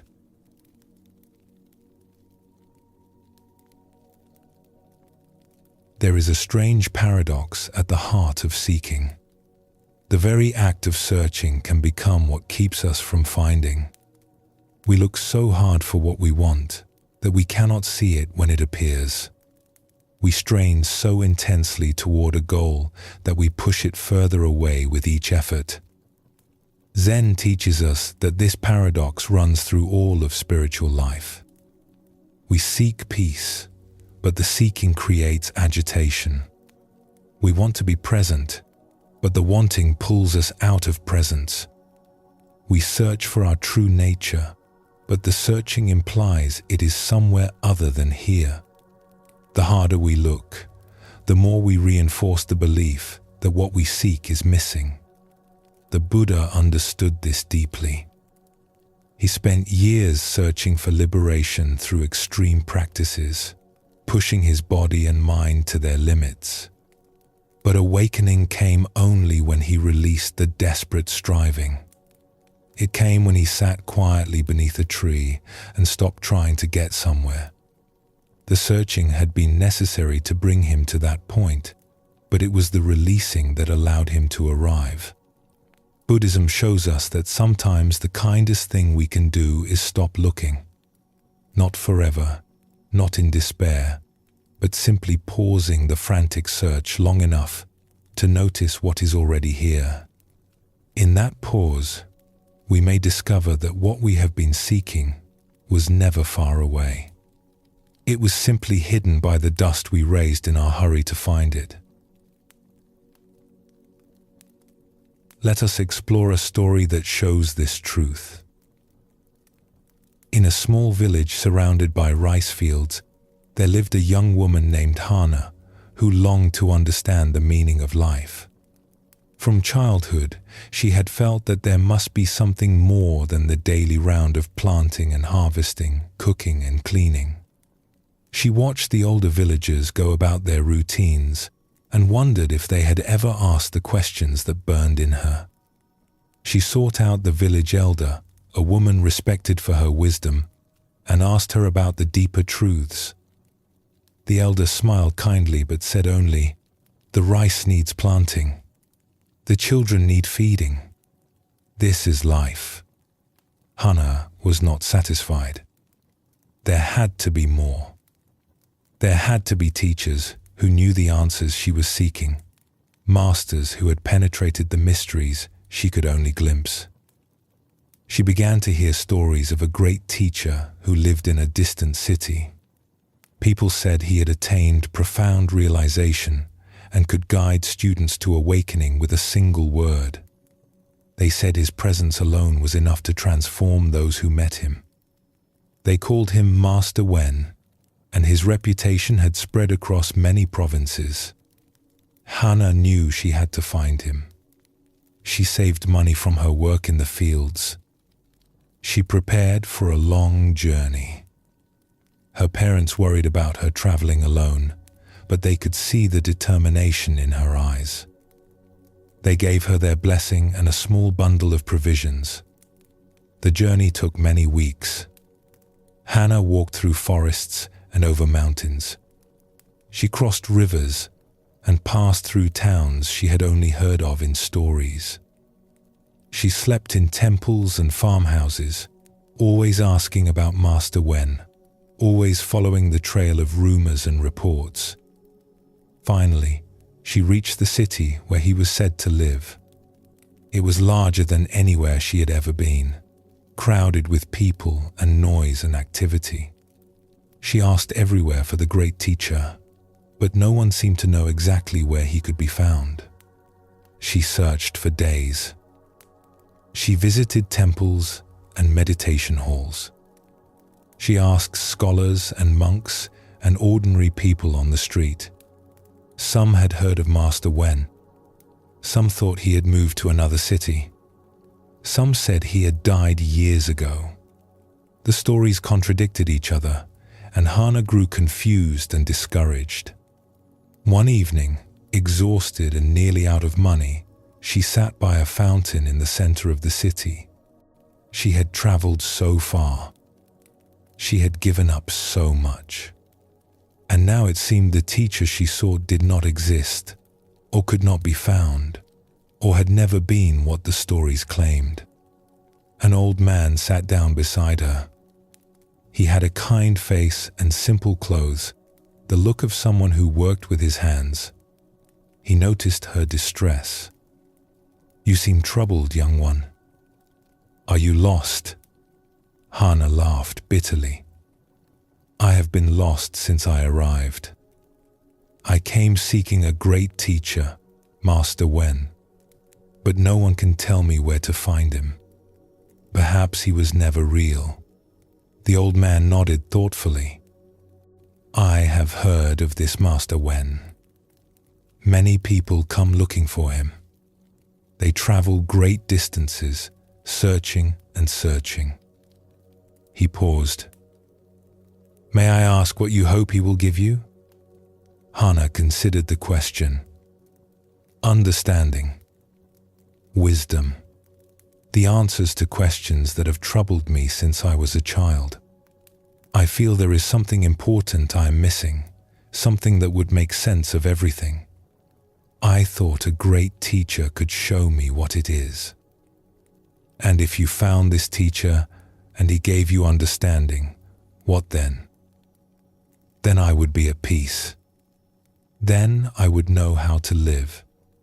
The old man was quiet for a moment, watching the water fall in the fountain. "I will tell you something," he said, "but I'm not sure you are ready to hear it. Please, I have come so far. I will listen to anything. The teacher you are looking for cannot give you what you seek. Not because he lacks wisdom, but because what you seek cannot be given. It can only be recognized. And you cannot recognize it while you are so busy searching for it somewhere else." Hannah frowned. "I do not understand." "You have traveled many weeks to find understanding. But understanding is not a place you can travel to. It is not a thing a teacher can hand you like a bundle of rice. It is something you already have but cannot see because you are looking too hard." He turned to face her directly. His eyes were bright and clear. "Tell me, in all your searching, in all your traveling, have you ever stopped? Have you ever sat quietly and asked what is here, right now, before you add all your wanting and seeking?" Hana realized she had not. Even in her quietest moments, her mind had been reaching forward, planning the next step of the search, hoping the next teacher or the next teaching would finally provide what she needed. "The great teacher you seek," the old man said gently, "is not hiding from you.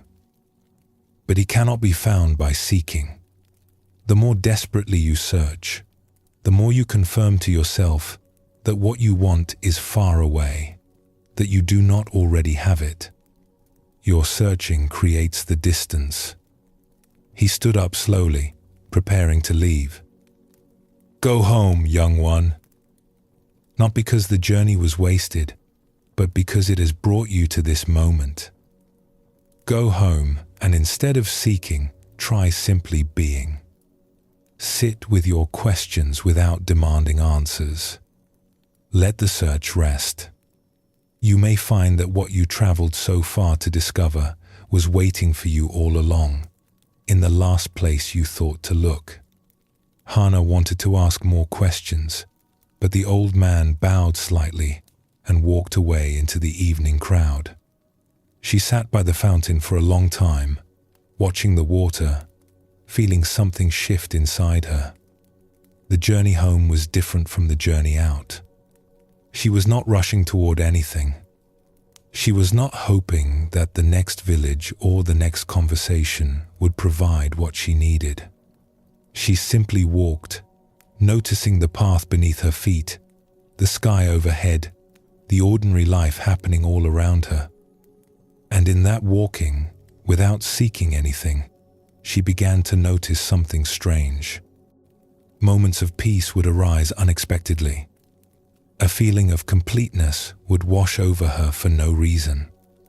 She was not doing anything to create these moments. They simply appeared when she stopped trying to make them happen. When she finally reached her village, everything looked different. The rice fields she had worked her whole life seemed beautiful in a way she had never noticed. The faces of her neighbors, the sounds of children playing, the smell of cooking fires in the evening, all of it felt vivid and alive. She went to see the village elder, the woman who had once told her that planting rice and feeding children was life. The old woman looked at her with knowing eyes. "You did not find your great teacher," she said. It was not a question.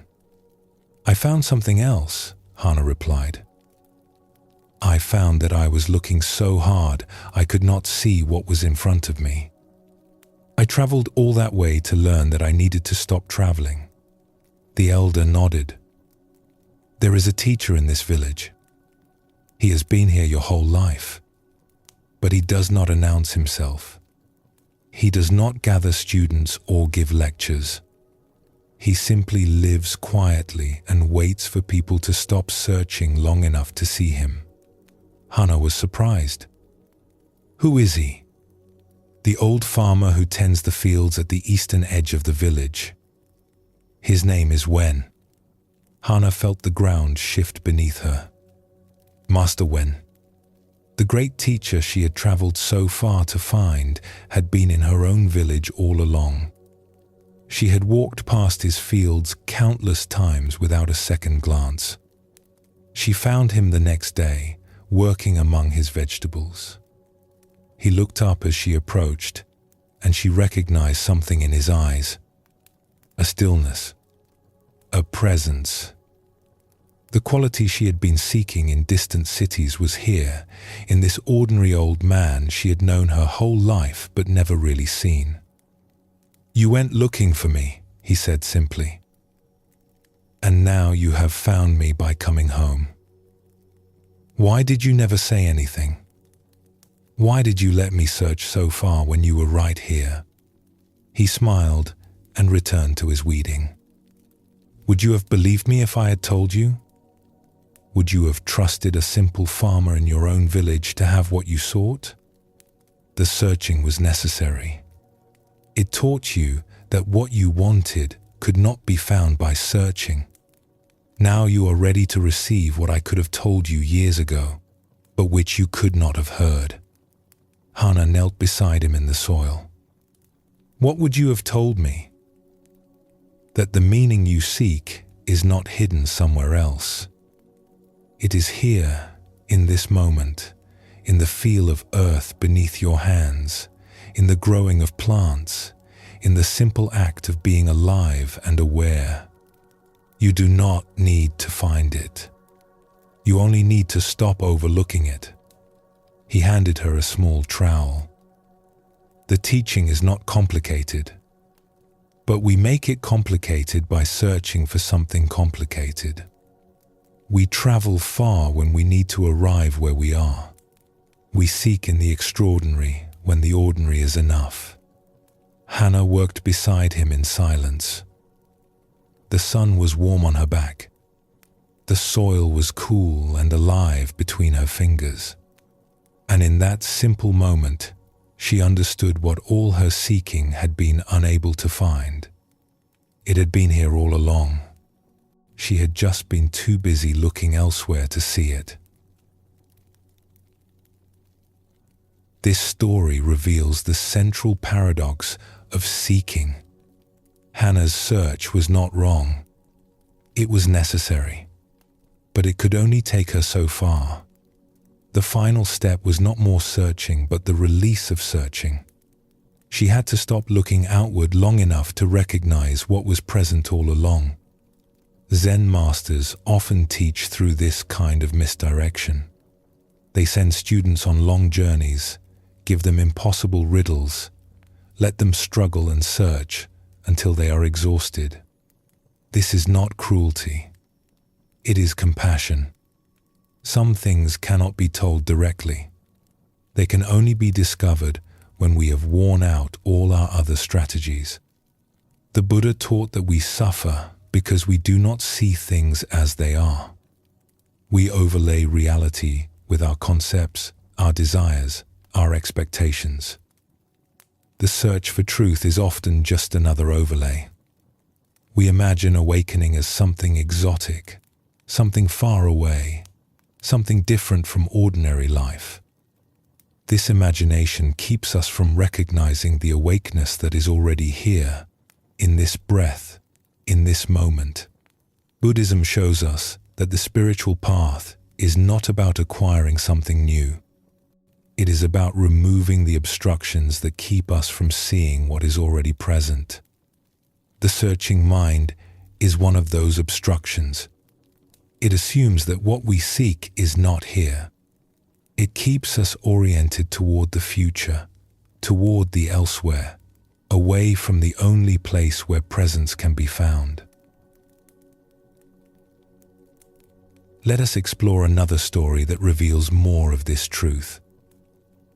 In a town famous for its musicians, there lived a young flute player named Zen who had studied since childhood.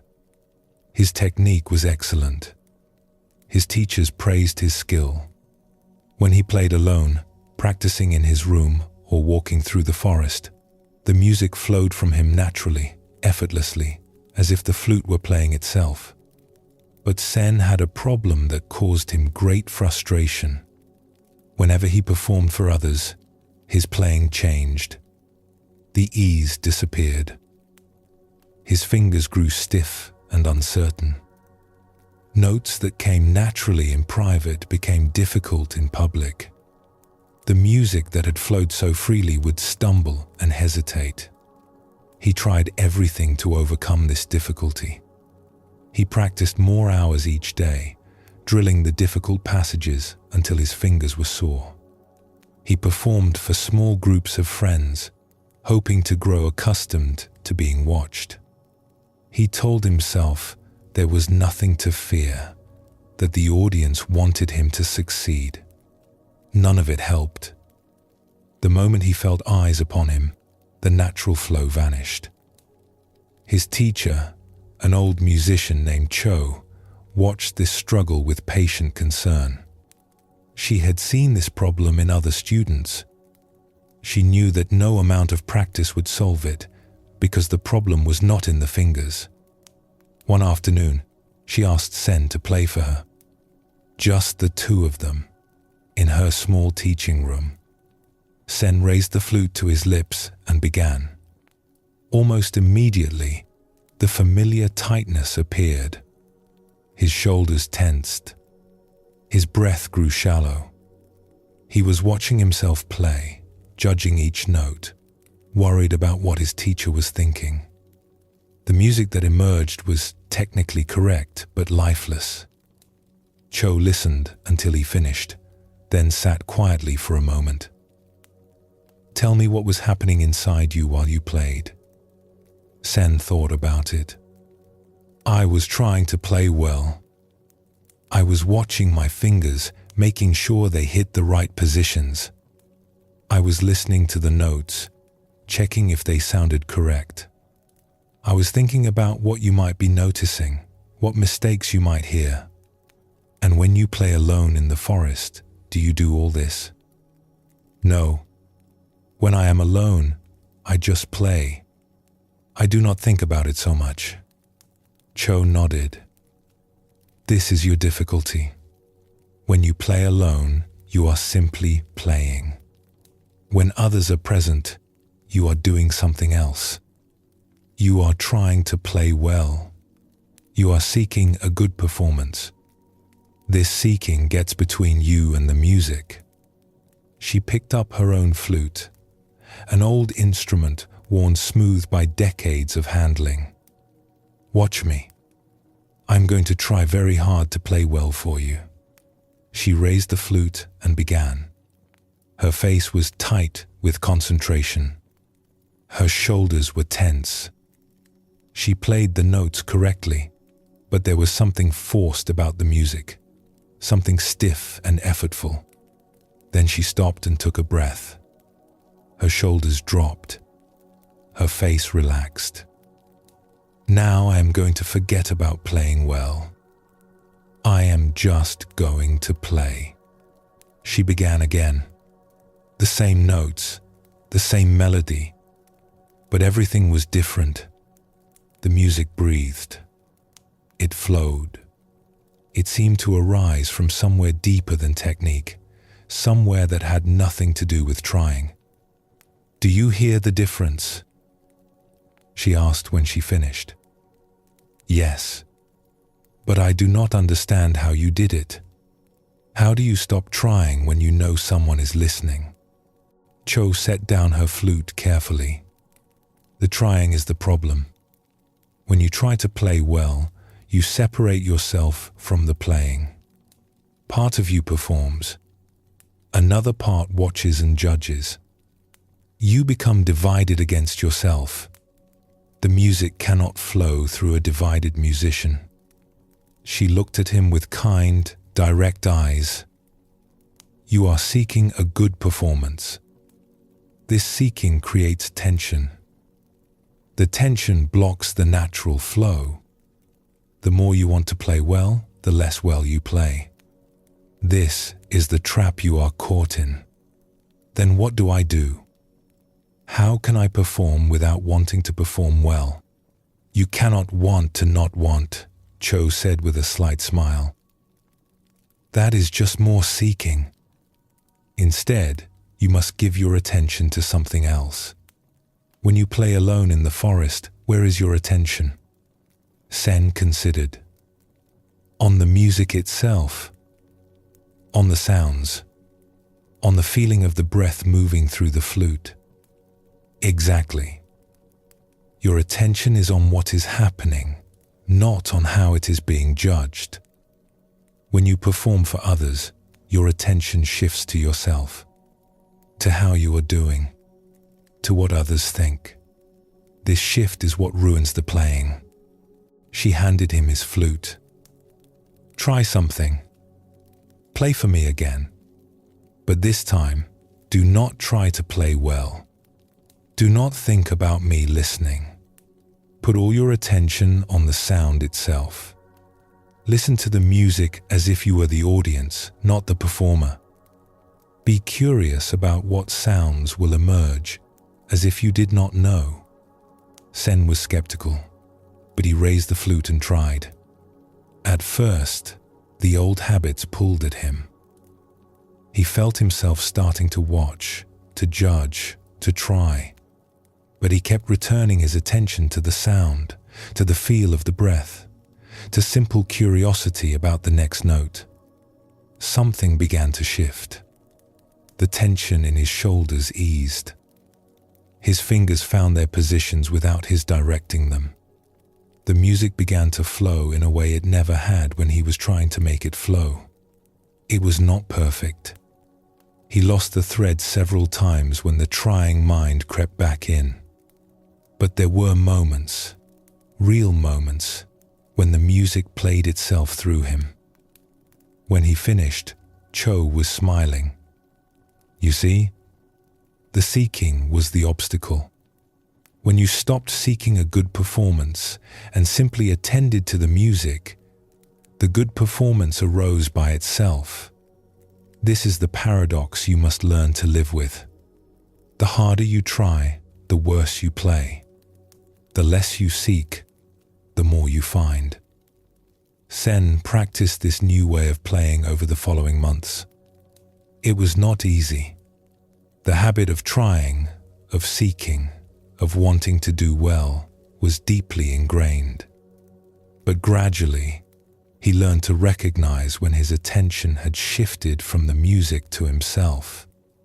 He learned to gently return to simple presence, to curiosity, to the sound itself. His performances began to change. Not overnight, and not perfectly. There were still times when the trying mind took over and the music suffered. But, more and more often, he was able to get out of his own way, to let the music play itself, to stop seeking and simply be present for what was happening. Years later, when students asked him how to overcome performance anxiety, he would remember what Cho had taught him. You cannot play well by trying to play well. The trying gets in the way. Give your attention to the music itself, not to how you are doing.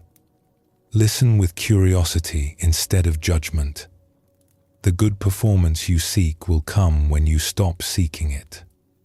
This is the secret that is not a secret. Everyone knows it, but knowing it is not enough. You must discover it for yourself, again and again, in each moment of playing. This story shows us how seeking interferes with finding in practical ways. Zen's desire to play well was understandable, but that very desire created the tension that prevented him from playing well. The seeking blocked what it sought. Zen teaches that this pattern appears in many areas of life. We try to relax, and the trying keeps us tense. We try to fall asleep, and the trying keeps us awake. We try to be present, and the trying takes us out of presence. The mind that seeks cannot rest, and many of the things we seek require rest. The Buddha spoke of this as the trap of grasping. We grasp at pleasant experiences, and they slip away. We grasp at peace and create agitation. We grasp at understanding and confuse ourselves further. The grasping mind is always slightly ahead of the present moment, reaching for what is not yet here. And what we seek is always only here, in this moment, where the grasping mind cannot reach. Buddhism offers a different approach. Instead of trying harder, we learn to try less. Instead of seeking more intensely, we practice releasing. This is not passivity or giving up. It is a different kind of effort, an effort of allowing rather than forcing. We learn to get out of our own way and let what wants to happen, happen. Cho taught Zen to shift his attention from the self that was performing to the music that was unfolding. This shift is at the heart of all spiritual practice. We move from self-consciousness to simple consciousness, from seeking to being, from trying to arrive somewhere to being fully where we are. The search is necessary. It brings us to the place where we can finally release it. But the releasing is what allows us to find. Take a gentle breath now. Let your body soften. Notice that you are not seeking anything in this moment. You are simply here, resting.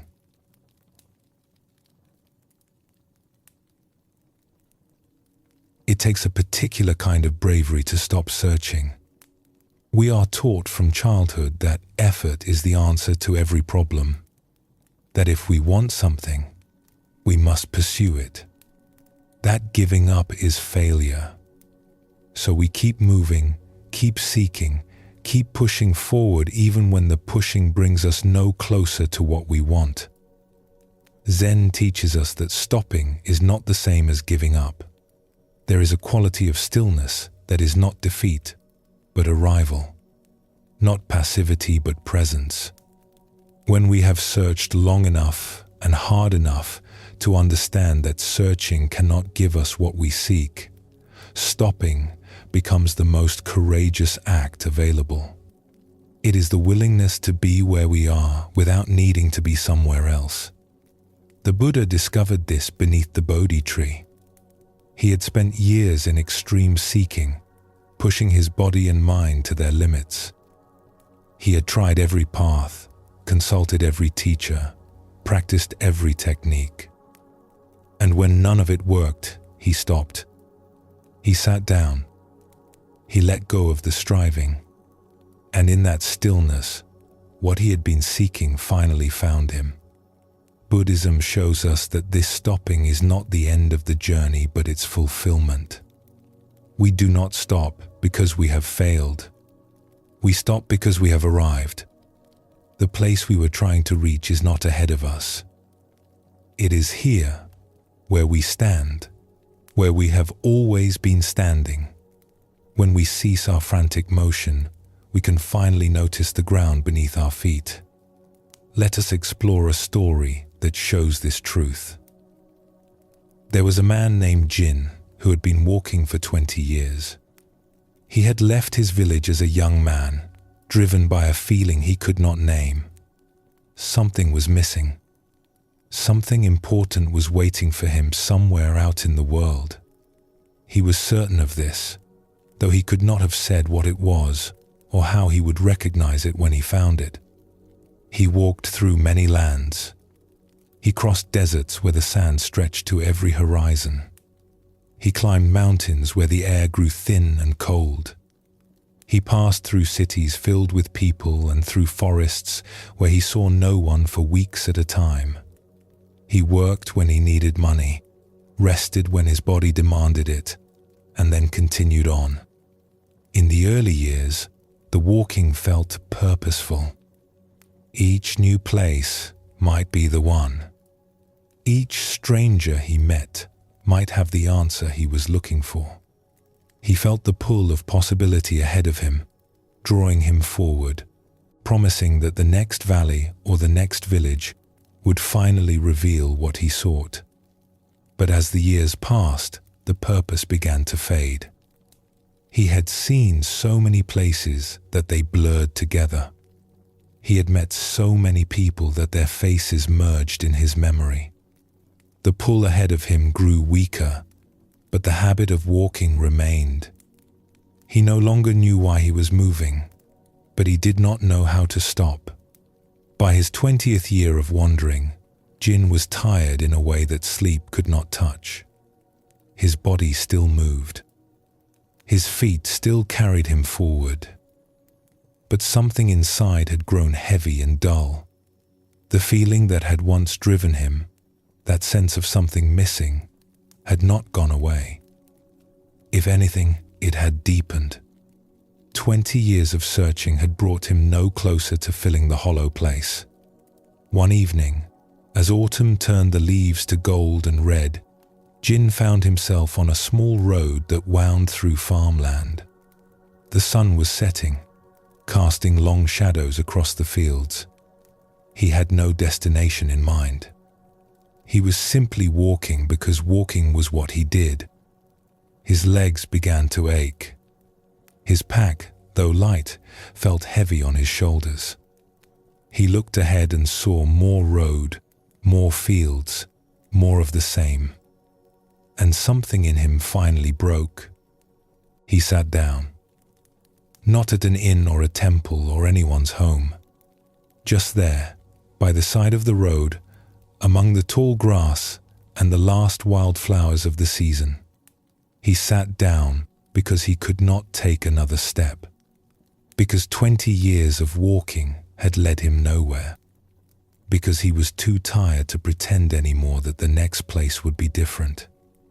The sun continued to set. The shadows lengthened. Jin sat and watched the light change, feeling nothing in particular, wanting nothing. The hollow place was still there, but he no longer had the energy to run from it or fill it. He simply sat with it, the emptiness and the exhaustion and the fading light. He did not know how long he sat there. The sky grew dark. Stars appeared. The air turned cool. Still, he did not move. There was nowhere to go. Nothing to seek. Just this, the night and the grass and the great stillness that had descended when he finally stopped running. And in that stillness, something began to shift. It was subtle at first. A softening somewhere inside him. A releasing he had not known he was capable of. The hollow place was still there, but it no longer felt like a problem to be solved.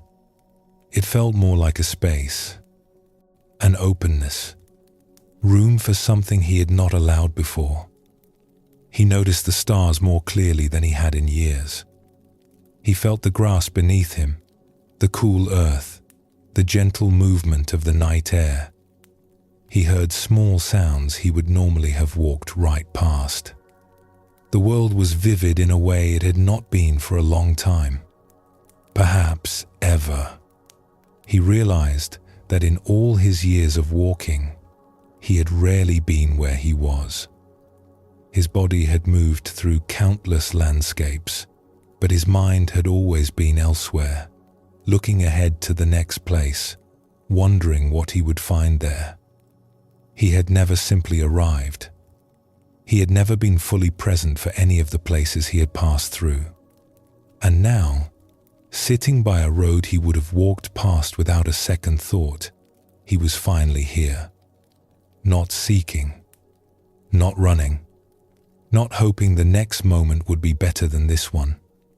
Just here, in the darkness, in the stillness, in the strange peace that had found him when he stopped looking for it. A farmer found him the next morning, still sitting in the same spot. The man was old, his face weathered by years of outdoor work. He looked at Jin with curiosity but not alarm. "Are you lost?" the farmer asked. Jin considered the question. "I have been lost for 20 years. I think I may have just been found." The farmer did not seem to find this strange. He sat down beside Jin, setting down the tools he had been carrying. "I have lived on this land my whole life," he said. "I was born in the house just over that hill. I will probably die there too. Sometimes I wondered if I was missing something by staying in one place. Other men traveled. They saw things I never saw. I thought perhaps they knew something I did not know." He looked out at the fields, golden now in the morning light. "But over the years, I noticed something. The travelers who passed through, they always seemed to be looking for something. They would ask about the road ahead, the next town, the next opportunity. They were never really here, even when they were standing right in front of me. Their eyes were always on the horizon." He turned to look at Jin directly. "You have different eyes this morning. You are actually here. Whatever you were looking for, I think you found it. Not out there somewhere, but right here, when you finally stopped to sit down." Jin nodded slowly. He understood what the farmer was saying because he could feel it in himself. Something had shifted in the night. The endless seeking had worn itself out, and in the space it left behind, a different way of being had emerged. He was not a traveler anymore. He was simply a man sitting by a road, present for the morning light on the fields. "I was afraid to stop," Jin admitted. "For 20 years I kept moving because I did not know what would happen if I stood still. I thought I would feel the emptiness more strongly. I thought I would have to face something I had been running from." The farmer nodded as if this made sense to him. "And what did you find when you stopped?" "Not what I expected. The emptiness was there, but it was not the enemy I had imagined. It was more like a room I had never entered. Uncomfortable at first, but also spacious. Room to breathe. Room to simply be." The farmer smiled. "The things we run from are usually smaller than we imagine. We make them large by running. When we turn and face them, they often shrink to something we can hold." He stood up and brushed the dust from his clothes. "Come, I will make you breakfast. You look like a man who has not eaten well in some time." He stayed with the farmer for several months. Not because he was seeking anything the farmer had, but because there was no urgency to leave. He helped with the harvest, learned the rhythms of the land, ate simple meals in the farmhouse kitchen. And each day, he practiced what he had discovered in that night of stillness. Being where he was. Arriving in the present moment instead of always looking ahead. The hollow place did not disappear entirely. He still felt it sometimes, that old sense of something missing. But it no longer drove him. He could feel it and remain where he was. He could acknowledge it without letting it push him back onto the road. Eventually, he did move on. Not because he was seeking something, but because it was time. The farmer understood. He gave Jin a small bundle of food and a simple blessing. "You will walk again," the farmer said. "But you are not the same man who sat down in my field. The walking will be different now." And it was. Jin traveled for many more years, but not in the old way. He was not running from emptiness or toward fulfillment. He was simply moving through the world, present for each step, arriving wherever he was. The journey had not ended, but the desperate search was over. This story shows us what becomes possible when we find the courage to stop. Jin's 20 years of seeking had not been wasted. They had brought him to the point where stopping was possible. They had exhausted the part of him that believed the answer lay somewhere ahead. When that exhaustion finally overcame him, a different kind of knowing could emerge. Zen teaches us that the spiritual path often looks like this. We seek and strive and push ourselves forward, and then one day we stop. Not because we have found what we were looking for, but because we have worn out our capacity to keep looking. And in that stopping, we discover that what we sought was never ahead of us. It was here all along, hidden by our constant motion. The Buddha called this realization the end of wandering. Not that we never move or change, but that we cease the inner restlessness that keeps us from being present wherever we are. We can travel the world and remain at home. We can engage fully with life without the desperate seeking that had driven us before. Buddhism shows us that stopping takes courage because we are so afraid of what we might find in the stillness. We keep moving partly because movement feels productive, but also because it keeps us from having to face ourselves. When we stop, we have no more distractions. We are left with whatever we have been running from. But if we can stay stopped, if we can resist the urge to immediately start seeking again, we may find that what we feared was not so terrible. The emptiness we ran from becomes a spaciousness we can rest in. Take a gentle breath now. Feel yourself already stopped, already still, already resting in this moment.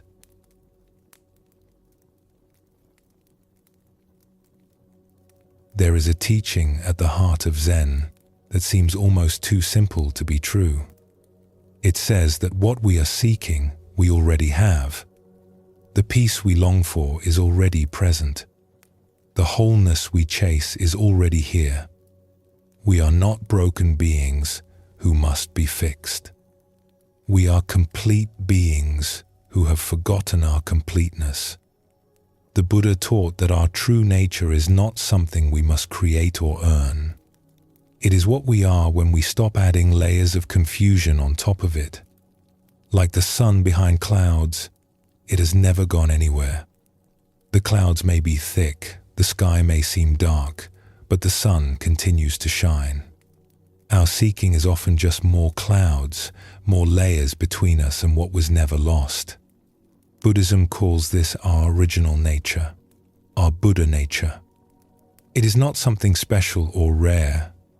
It is the most ordinary thing in the world, so ordinary that we overlook it constantly. We look for awakening in extraordinary experiences, in peak moments, in special states of consciousness. Meanwhile, the simple awareness that is reading these words, that is breathing this breath, that is resting here right now, is itself what we have been seeking. Zen masters point to this again and again. They use words and stories and sometimes silence, all trying to help us see what is already in plain sight. The recognition they point toward is not complicated. It is simply noticing what has always been here, what we have always been, beneath the noise of seeking and the fog of confusion. Let us explore a story that shows this truth. In a mountain village where the winters were long and the summers brief, there lived a man named Tahoe who had left home as a young man to seek wisdom. He had felt the hollow place inside him, the sense that something essential was missing, and he had gone out into the world to find what would fill it. He traveled for many years. He studied with teachers in distant cities. He practiced meditation in remote monasteries. He read the ancient texts and debated their meanings with scholars. He accumulated knowledge and experiences, always hoping the next teaching would be the one that finally completed him. Some of what he learned was valuable. He gained discipline and focus.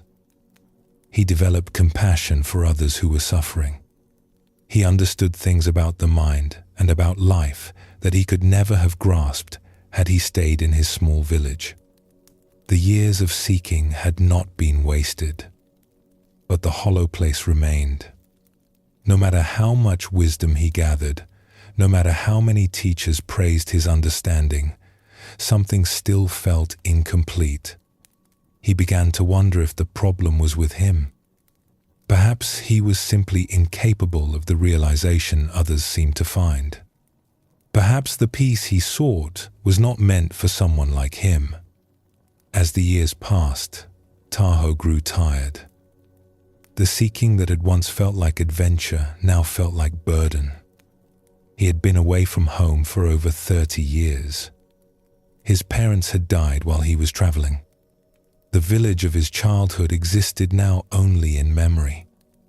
One autumn, feeling old in a way that had nothing to do with his body, Tahoe decided to return home. He did not expect to find anything there. He simply wanted to see the place where he had started before he was too old to make the journey. The road back was long. He walked through landscapes that had once been familiar and now seemed strange. He passed through towns where he had stopped as a young man, full of hope and questions. Now he passed through them quietly, expecting nothing, seeking nothing. The fire of his search had burned down to embers. When he finally reached his village, he barely recognized it. The houses seemed smaller than he remembered. The streets he had walked as a child were narrower, shorter. The great mountain that had loomed over his childhood was just a mountain. Everything had shrunk, or perhaps he had simply grown. He found the house where he had been born. It was occupied by a family he did not know. They looked at him with curiosity when he explained who he was, then invited him to sit in the small garden where he had played as a boy. Tahoe sat on a wooden bench beneath an old pine tree. He remembered this tree. He had climbed it as a child, had sat beneath it on summer evenings, had carved his name into its bark. The carving was still there, weathered and grown over but visible if you knew where to look. He sat for a long time, feeling the afternoon sun on his face, listening to the sounds of the village, smelling the familiar scents of pine and wood smoke, and the particular quality of mountain air he had not smelled in 30 years. And something strange began to happen. The hollow place, that old companion that had driven him around the world, began to feel different. It was still there, but it no longer felt like emptiness. It felt more like space, openness, room for the afternoon light and the pine scent and the distant sound of children playing. He realized he was not seeking anything. For the first time in 30 years, he was simply present, not looking ahead to what might complete him, not analyzing his experience for signs of enlightenment, just sitting on a bench in the village where he was born, an old man returning home. A neighbor who remembered his family came to speak with him. She was elderly now, white-haired and slow, but her eyes were sharp. "You went away to find something," she said. It was not a question. "Yes." "And did you find it?"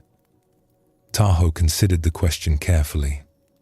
He thought about all the teachers and teachings, all the practices and insights, all the years of seeking. "I found many things," he said, "but not the thing I was looking for." The old woman nodded as if this did not surprise her. She sat down beside him on the bench, moving slowly, her joints stiff with age. "My husband was like you," she said. He felt that something was missing. He talked about leaving to find it. But we had children, and the farm needed tending, and there was never a good time to go. He spent his whole life here, doing ordinary things, working the land, raising our children, growing old. She looked at Tahoe with something like gentle amusement. "A few years before he died, he told me something. He said he had finally found what he had been looking for." I asked him where he found it. "Do you know what he said?" Tahoe shook his head. He said, "It was here all along. I just stopped looking for it somewhere else." She let the words settle between them. He did not travel anywhere. He did not study with teachers or read ancient books. He just lived his life, and somewhere in the living of it, he found what he needed. Or maybe he realized he had never lost it. Tahoe felt something shift in his chest, a loosening, a releasing of something he had carried for so long he had forgotten he was carrying it. "I have spent 30 years searching," he said quietly. "I have gone everywhere looking for what was here all along." "Perhaps," the old woman said, "or perhaps you needed to go everywhere before you could see what was here. The searching was part of finding." You could not have sat on this bench as a young man and understood what you understand now. You had to leave so you could return. She stood up slowly, preparing to go about her day. But now you are home. And what you were looking for, whatever it was, is here. It has always been here. It was waiting for you to stop looking elsewhere. Tahoe stayed in the village. He found a small house at the edge of town, not far from where he had been born. He lived simply, helping neighbors when they needed help, sitting in his garden in the evenings, watching the seasons turn. The hollow place did not disappear, but it no longer drove him. It had become something else, something he could rest in rather than run from. The seeking had stopped, and in the stopping, he found he already had what he had been seeking. He thought often about what the old woman had said, that her husband had found everything without going anywhere, that the searching might have been necessary, but not in the way Tahoe had thought. He had believed he was accumulating something, building toward realization, but what had actually happened was a wearing away. The seeking had exhausted itself, and in its exhaustion, what was already present could finally be seen. He began to notice things he had overlooked in all his years of seeking. The way morning light came through his window, the taste of simple food eaten slowly, the sound of rain on the roof at night. These were not new experiences. They had been happening his whole life. But he had always been too busy looking for something else to fully receive them. He realized that presence itself was what he had been seeking. Not a special state, not a mystical experience, just the simple act of being fully here with whatever was happening. This had been available to him at every moment of his life. But he had been so convinced that what he needed lay somewhere ahead that he had missed it entirely. The villagers grew accustomed to seeing the old traveler sitting in his garden or walking slowly through the streets. Some thought he was strange. Others sensed something in him they could not name, a quality of settledness that made them want to sit with him a while. One morning, sitting beneath the pine tree in the garden of his childhood home, Tahoe laughed out loud.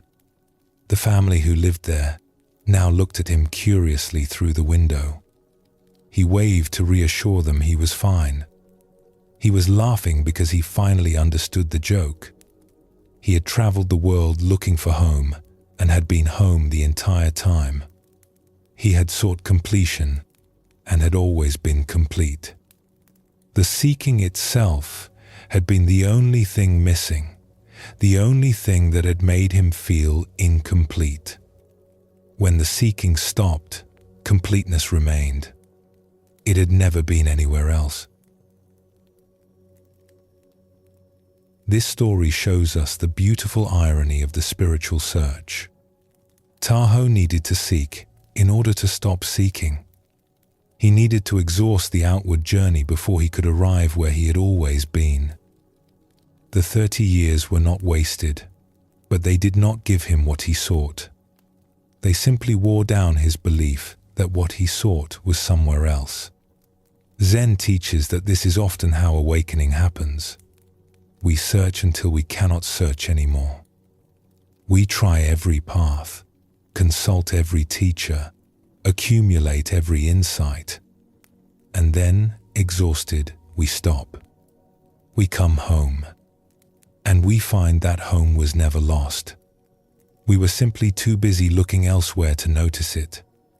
The Buddha spoke of this as recognizing our true nature. Not creating it or achieving it or earning it. Just recognizing what has always been here.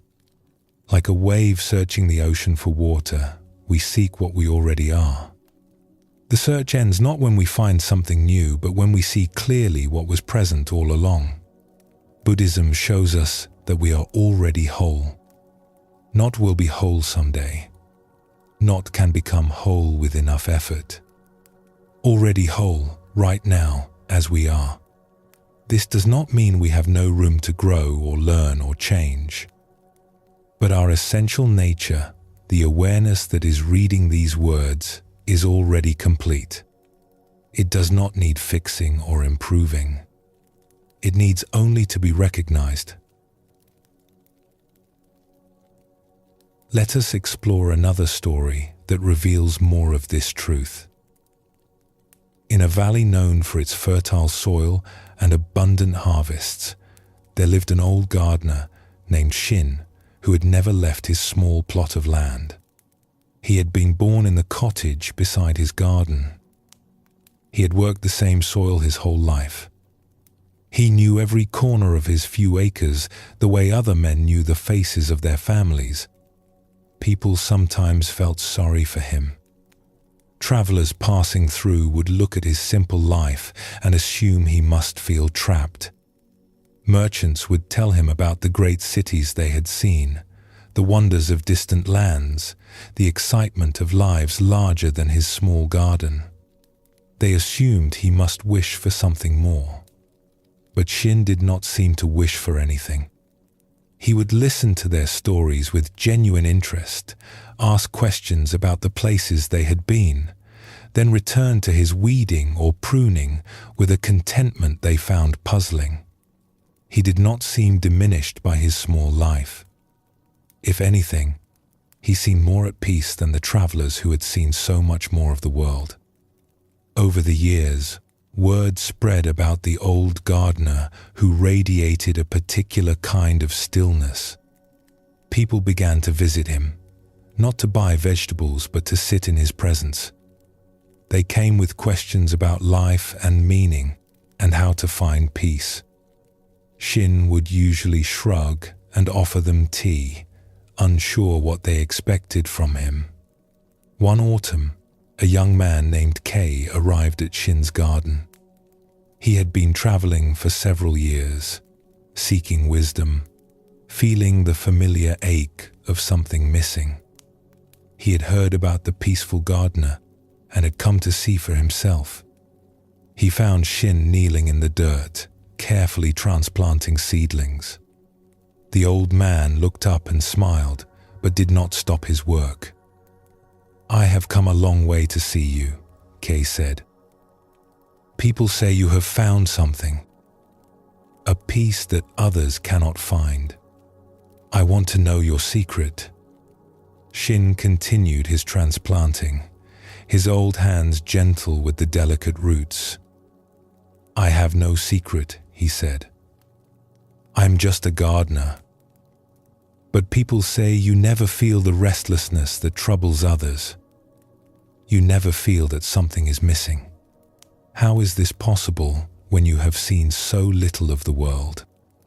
Shin sat back on his heels and looked at the young man. His eyes were clear and kind. "Why do you assume that seeing more would help?" Kei was taken aback. "Because there must be something out there. Some teacher, some teaching, some experience that would finally make sense of everything. How can you find it if you never look?" Shin picked up another seedling and examined its roots. "When I was young, I felt what you feel. The sense that something was missing. The belief that it must be somewhere else. I watched travelers pass through and envied them. I imagined the things they must be learning, the peace they must be finding in all those other places." He placed the seedling carefully in its new hole, pressing the soil around it. "But I could not leave. My parents were old and needed care. The garden needed tending. There was always a reason to stay." He smiled slightly. "At first I resented this. I felt trapped in a small life while others were free to search. What changed?" Shin was quiet for a moment, finishing with the seedling before answering. "I stopped believing that what I sought was somewhere else. It happened gradually. I would be working in the garden, pulling weeds or watering plants, and I would notice moments of complete peace. Not peace I had achieved or earned, just peace that was there when I was not looking for it. He gestured around the garden, at the rows of vegetables, the fruit trees along the fence, the flowers nodding in the autumn breeze.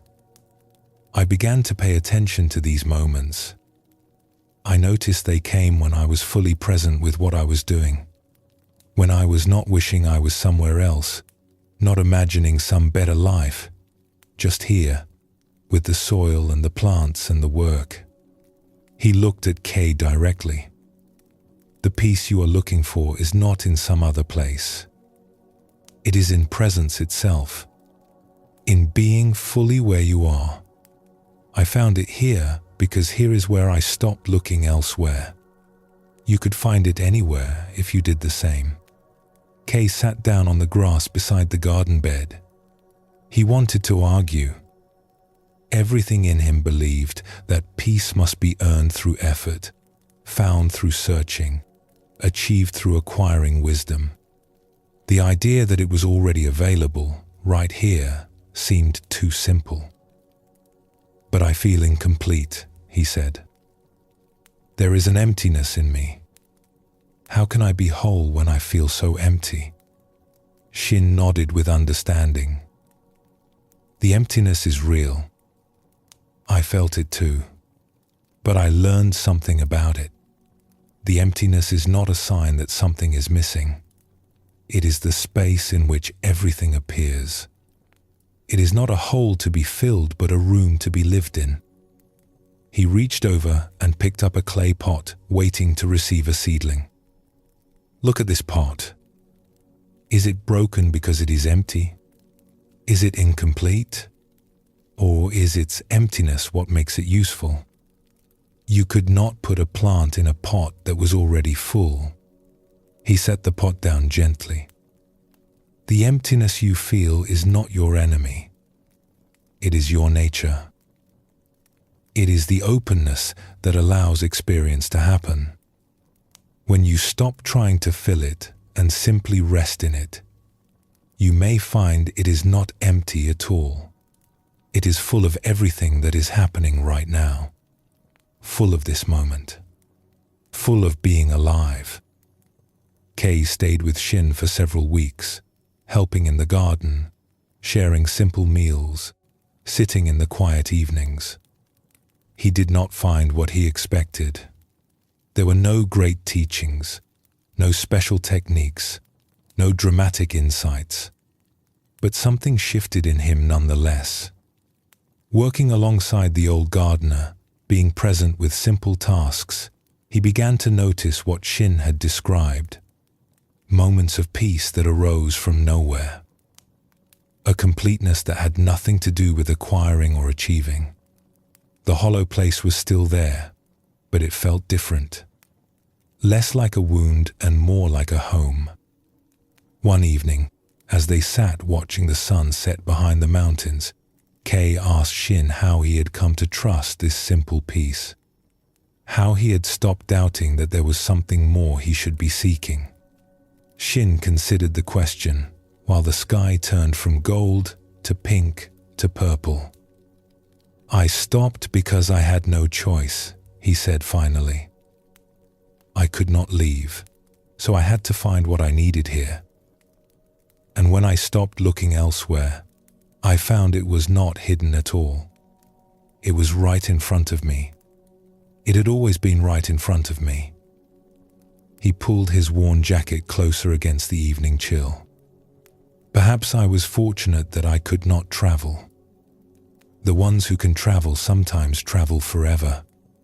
They keep believing the next place will be different. They never stay still long enough to discover that stillness is what they were seeking. Kay thought about his own travels, the constant movement, the hope that accompanied each new destination, the disappointment that always eventually followed. He had been running toward something, but also running from something. The stillness had always felt like failure. I was afraid to stop, he admitted. I thought if I stopped seeking, I would have to face the emptiness. I thought it would swallow me.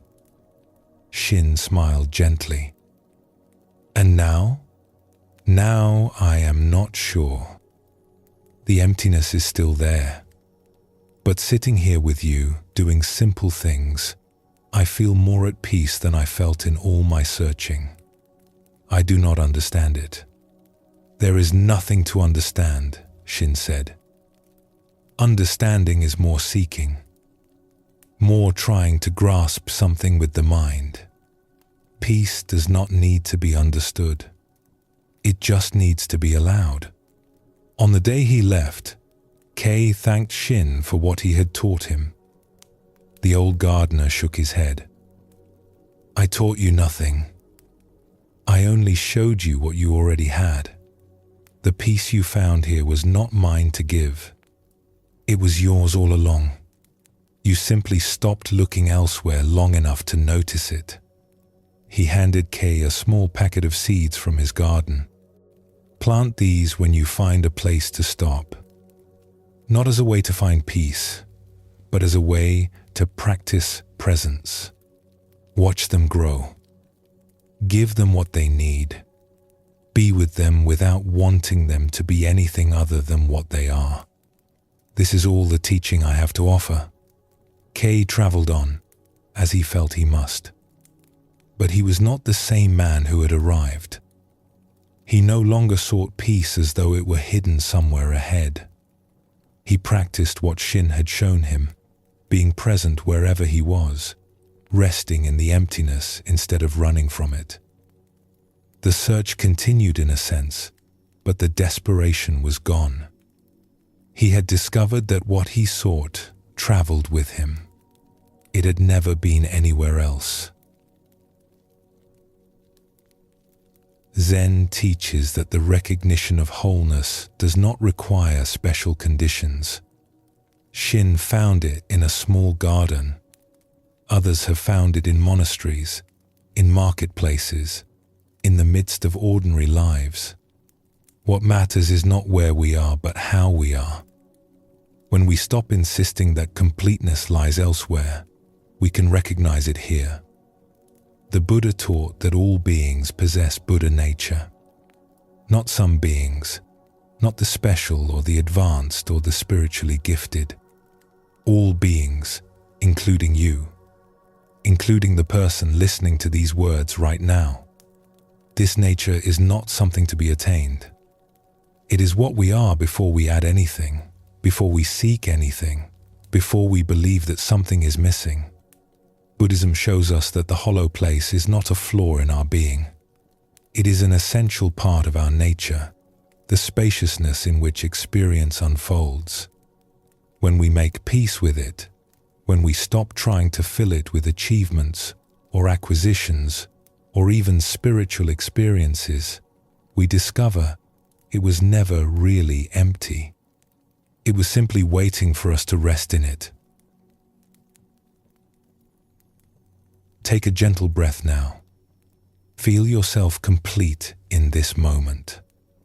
Not because you have achieved anything or found anything or become anything special, simply because you are here.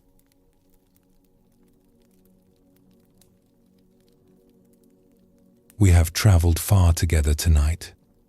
We have explored the hollow place, the outward search, the weight of wanting. We have seen how seeking can become its own obstacle, how stopping opens doors that striving keeps closed. We have glimpsed the truth that what we seek is already here, already present, already who we are. Now we come to something important, something that ties all of this together. Zen teaches us that the feeling of something missing, the restlessness that brought you here tonight, is not a problem to be solved. It is the beginning of awakening. It is the first stirring of something in you that knows there is more to life than what you have been settling for. This knowing is precious. It is the seed from which everything grows. The Buddha honored this restlessness in himself. He did not dismiss it as weakness or ingratitude. He followed it. He let it guide him away from a comfortable life towards something truer. The hollow place was his teacher, showing him that palaces and pleasures could not satisfy what was really asking to be met. Buddhism shows us that every seeker begins with this same feeling. The sense that something is missing is the beginning of the path, not evidence that we have strayed from it. It is what brings us to the teachings, to the practices, to the quiet moments when we finally stop and listen. Without it, we would never begin. Without it, we would remain asleep, comfortable, but not truly alive. Tonight, whatever brought you here, whatever restlessness or longing led you to these words, honor it. It is your own wisdom calling you home. Let us explore a story that shows this truth. In a village where the river met the sea, there lived a woman named May who had felt different from others for as long as she could remember. As a child, she would sit apart from the other children, looking at the horizon, feeling a pull towards something she could not name. Her mother would find her staring at the stars and ask what she was thinking. May could never explain. There were no words for the feeling inside her. As she grew older, the feeling did not fade. If anything, it deepened. She went through the motions of ordinary life. She learned her family's trade, mending fishing nets. She made friends, attended festivals, did what was expected of her. But underneath it all, the restlessness continued. A quiet voice asking if this was all there was. A longing for something more that she could not define. She told no one about this feeling. She was afraid they would not understand. She was afraid they would tell her she was ungrateful, that she had a good life and should be content with it. So she kept the restlessness hidden, carrying it like a secret weight. By the time she reached her 30th year, the weight had grown heavy. The gap between her outer life and her inner experience had widened until she felt like two people. One who smiled and worked and said the right things. Another who lay awake at night, aching for something that had no name. One autumn, an old woman came to the village. She was a traveler, a storyteller, who wandered from place to place, sharing tales and teachings. The villagers welcomed her, curious about the world beyond their small corner of the coast. May listened to the old woman's stories with the others. Tales of distant lands, of seekers and sages, of ordinary people who had found extraordinary peace. Something in these stories stirred the restlessness in May more strongly than ever. She found herself weeping without knowing why. After the gathering, when others had gone home, May lingered. The old woman noticed and invited her to sit. "You carry something heavy," the old woman said. It was not a question. May felt the walls she had built begin to crumble. "I have always felt that something is missing," she admitted. "Even when my life is good, even when I have everything I need, I feel incomplete. I have never told anyone. I was afraid they would think me ungrateful or strange." The old woman smiled gently. "You are not strange. You are awake. Or rather, you are beginning to awaken. The feeling you describe is the first sign that something in you is ready to grow." May was confused. "But the feeling is painful. It makes me unhappy with my life. How can that be a good thing?" "Consider the seed buried in dark soil," the old woman said. "Before it can grow, something in it must stir. It must feel the urge to push upward toward light it has never seen. This stirring might feel like discomfort to the seed. It might feel like restlessness, like something is wrong with the comfortable darkness it has known. She picked up a small stone and turned it in her weathered hands. But the stirring is not a problem. It is life itself, calling the seed to become what it is meant to become. If the seed never felt that restlessness, it would remain forever in the dark. It would never know the sun. May felt something shift in her chest. You are saying my restlessness is natural? That it is not a sign that something is wrong with me? I am saying it is the most right thing about you. It is your deepest wisdom, telling you that you are meant for more than just going through the motions. Most people push this feeling away. They distract themselves. They stay busy. They tell themselves they should be satisfied with what they have. But the feeling does not go away. It waits, patiently, for them to listen. The old woman set down the stone and looked at May directly. You have been listening all your life, even when you did not know what you were hearing. The restlessness has been your teacher, showing you that ordinary satisfactions cannot touch what is really asking to be met. This is not a curse. It is a gift. It is the beginning of a journey that most people never take because they are too afraid to feel what you have been feeling. May sat with this for a long moment. All her life, she had treated the restlessness as an enemy, as evidence that something was broken in her. Now this stranger was telling her it was the most precious thing she carried. "What do I do with it?" she asked. "How do I follow where it leads?" The old woman laughed softly. "You are already following. You stayed behind tonight while others went home. You spoke the truth that you have hidden for years. You are asking questions that take courage to ask. The journey has already begun." She stood up slowly, preparing to move on to wherever her wandering would take her next. Do not try to fix the restlessness or make it go away. Let it guide you. Let it ask its questions. Let it show you what needs attention in your life. It knows things your thinking mind does not know. It feels the direction of home even when your eyes cannot see the path. She placed her hand briefly on May's shoulder. The feeling of something missing is not the problem. It is the solution. It is what will save you from a life half-lived. Honor it. Follow it. It has been waiting a long time for you to trust it. May watched the old woman walk away into the darkness. She sat alone by the dying fire for a long time, feeling the restlessness in her chest. But it felt different now. Less like a wound and more like a compass. Less like evidence of brokenness and more like a call. In the days that followed, May began to live differently. She stopped trying to push the feeling away.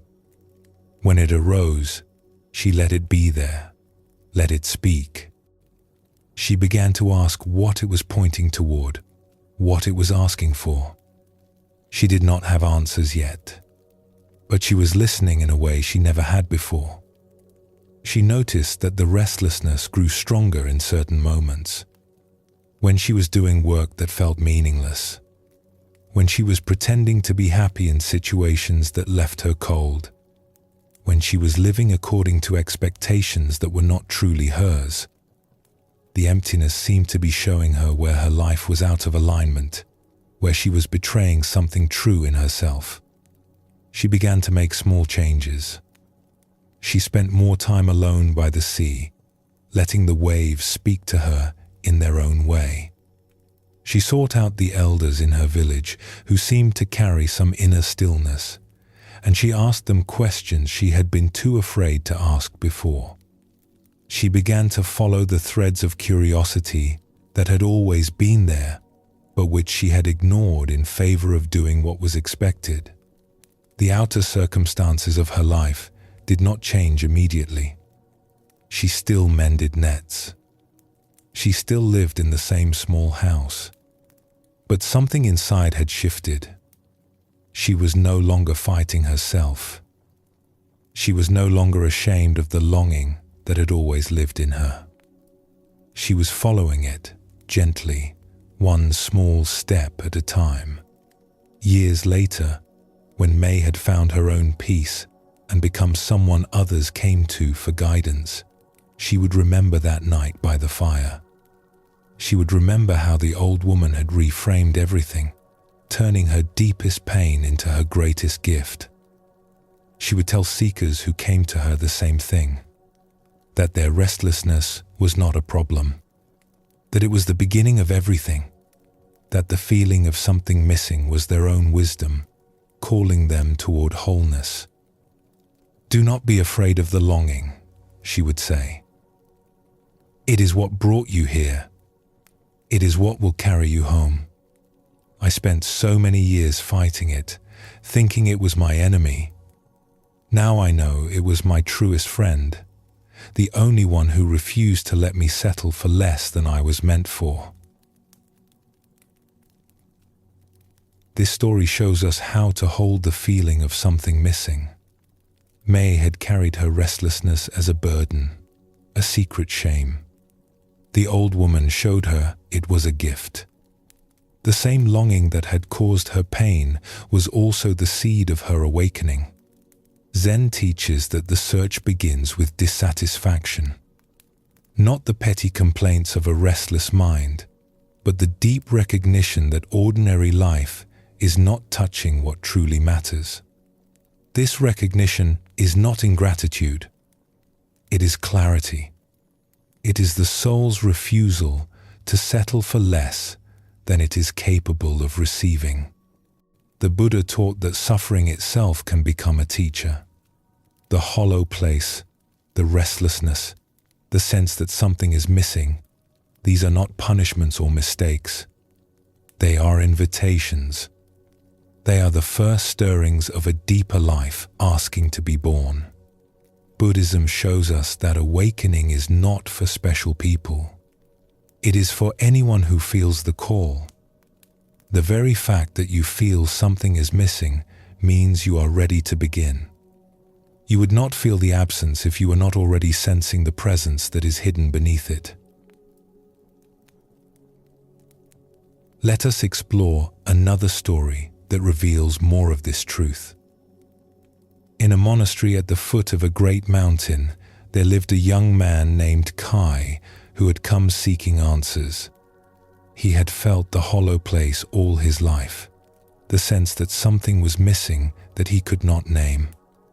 When he heard about the monastery and its teachings, he knew he had to go. He left his family and his work and made the long journey, arriving at the gates with nothing but the clothes on his back and the questions in his heart. The head of the monastery, an old teacher named Master Udo, met with each new arrival personally. When Kai was brought before him, he looked at the young man for a long moment without speaking. "Why have you come?" he finally asked. Kai tried to find the right words. "I have always felt that something is missing. I have tried to be content with ordinary life, but I cannot. There is an emptiness in me that nothing fills. I thought perhaps here I could find what I am looking for." Master Udo nodded slowly. "And this emptiness, this feeling of something missing, how long have you carried it?" "As long as I can remember. Since I was a child." "Have you tried to make it go away?"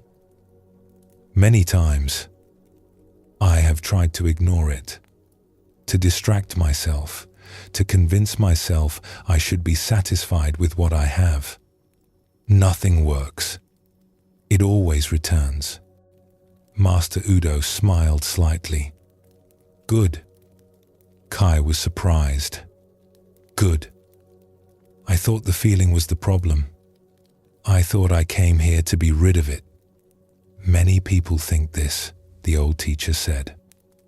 They believe the goal is to finally feel complete, to fill the emptiness once and for all. But this is a misunderstanding. The emptiness you feel is not the problem. It is the doorway. He gestured for Kai to sit across from him on the simple mat. Let me ask you something. If you had never felt this emptiness, would you be here right now? Kai thought about this.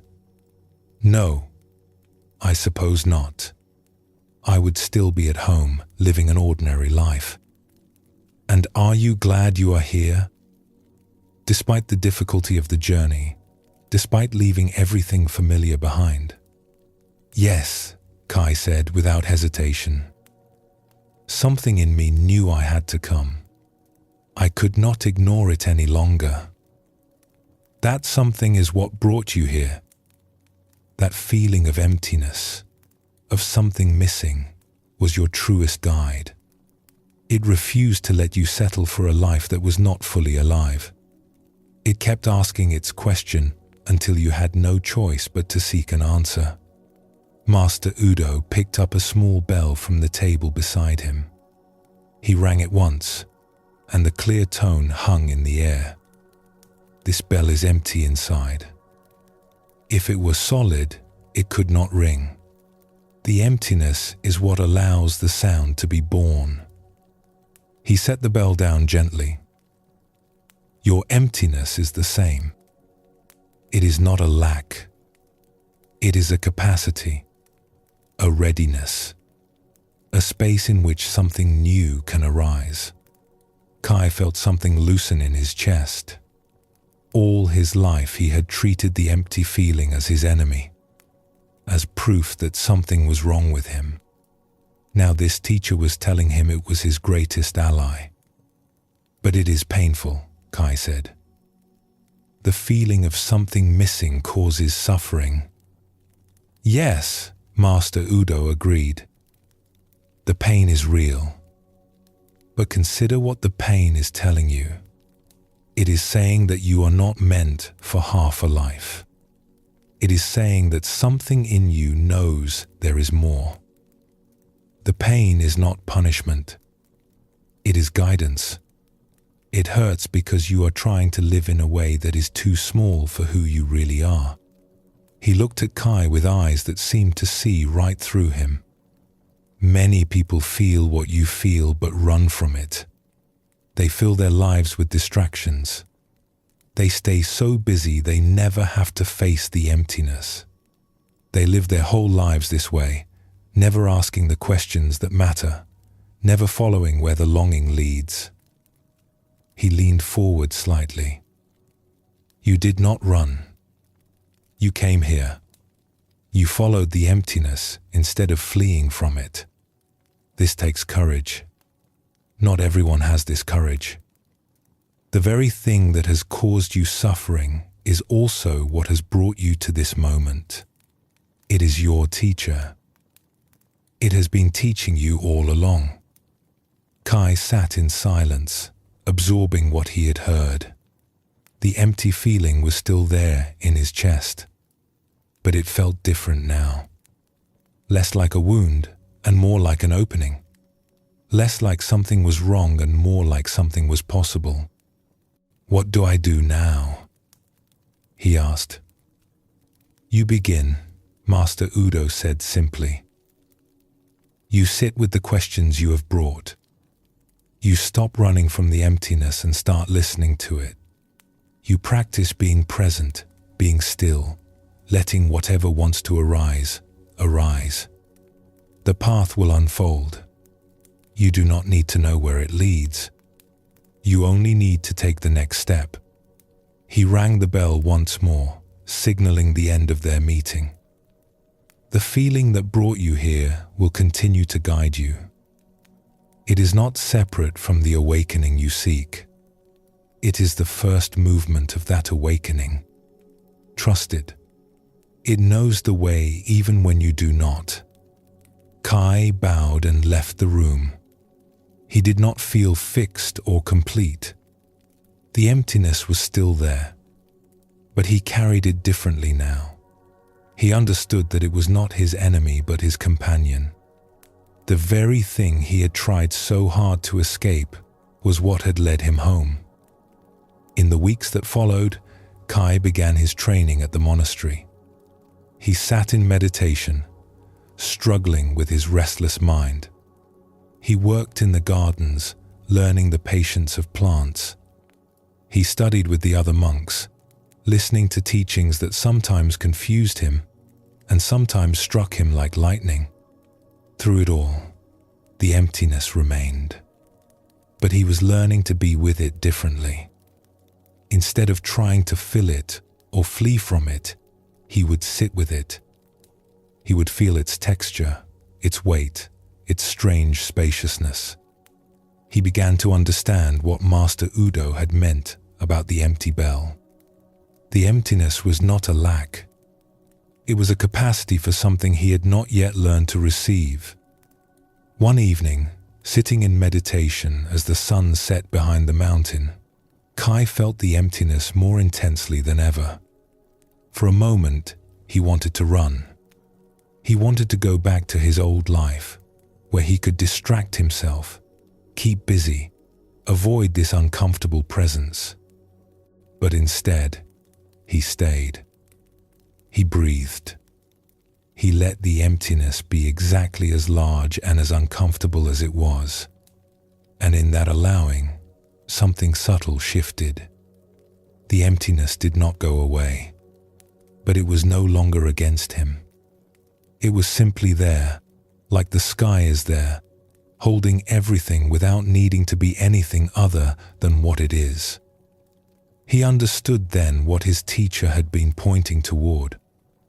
The emptiness was not the opposite of fullness. It was the space in which fullness could arise. By fighting it, he had been fighting himself.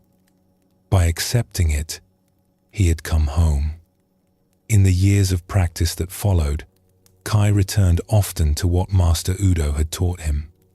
When the emptiness arose, he did not fight it. He let it speak. He let it guide his attention toward what mattered. He discovered that the feeling of something missing was not a sign that he was broken. It was a sign that he was alive, fully, deeply alive in a way that refused to settle for less than truth.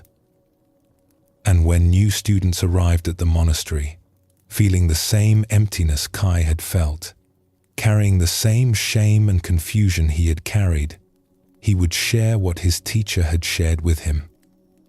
The longing that brought you here is precious. Do not try to be rid of it. It is your own heart, calling you toward itself. It is the first step on a path that leads to everything. This story shows us the deep value of the search itself. Kai arrived at the monastery hoping to be freed from his emptiness. Instead, he was taught to honor it. The very feeling he had wanted to escape became the foundation of his practice. Zen teaches that we cannot skip the search. We cannot bypass the longing, the restlessness, the sense that something is missing. These are not obstacles on the path. They are the path. They are what shake us awake, what refuse to let us settle, what keep asking the questions that lead us home. The Buddha spent years searching before he sat beneath the Bodhi tree. Those years were not wasted. They prepared him. They showed him what did not work. They deepened his readiness for what would finally come. Without the searching, there would have been no awakening. Buddhism shows us that everything belongs. The hollow place, the restlessness, the years of seeking, even the frustration and despair that sometimes accompany the search. All of it is part of the journey. All of it is leading somewhere, even when we cannot see where. The path is not separate from the pathlessness. The finding is hidden in the seeking. What we are looking for is looking through our eyes. Tonight, You have heard many teachings about the search. You have heard that what you seek is already here. You have heard that stopping is sometimes more powerful than seeking. These teachings are true. And yet, here you are, still feeling what you feel, still carrying what you carry. This too is perfect. You do not need to have arrived anywhere by the end of tonight. You do not need to feel complete or healed or finished.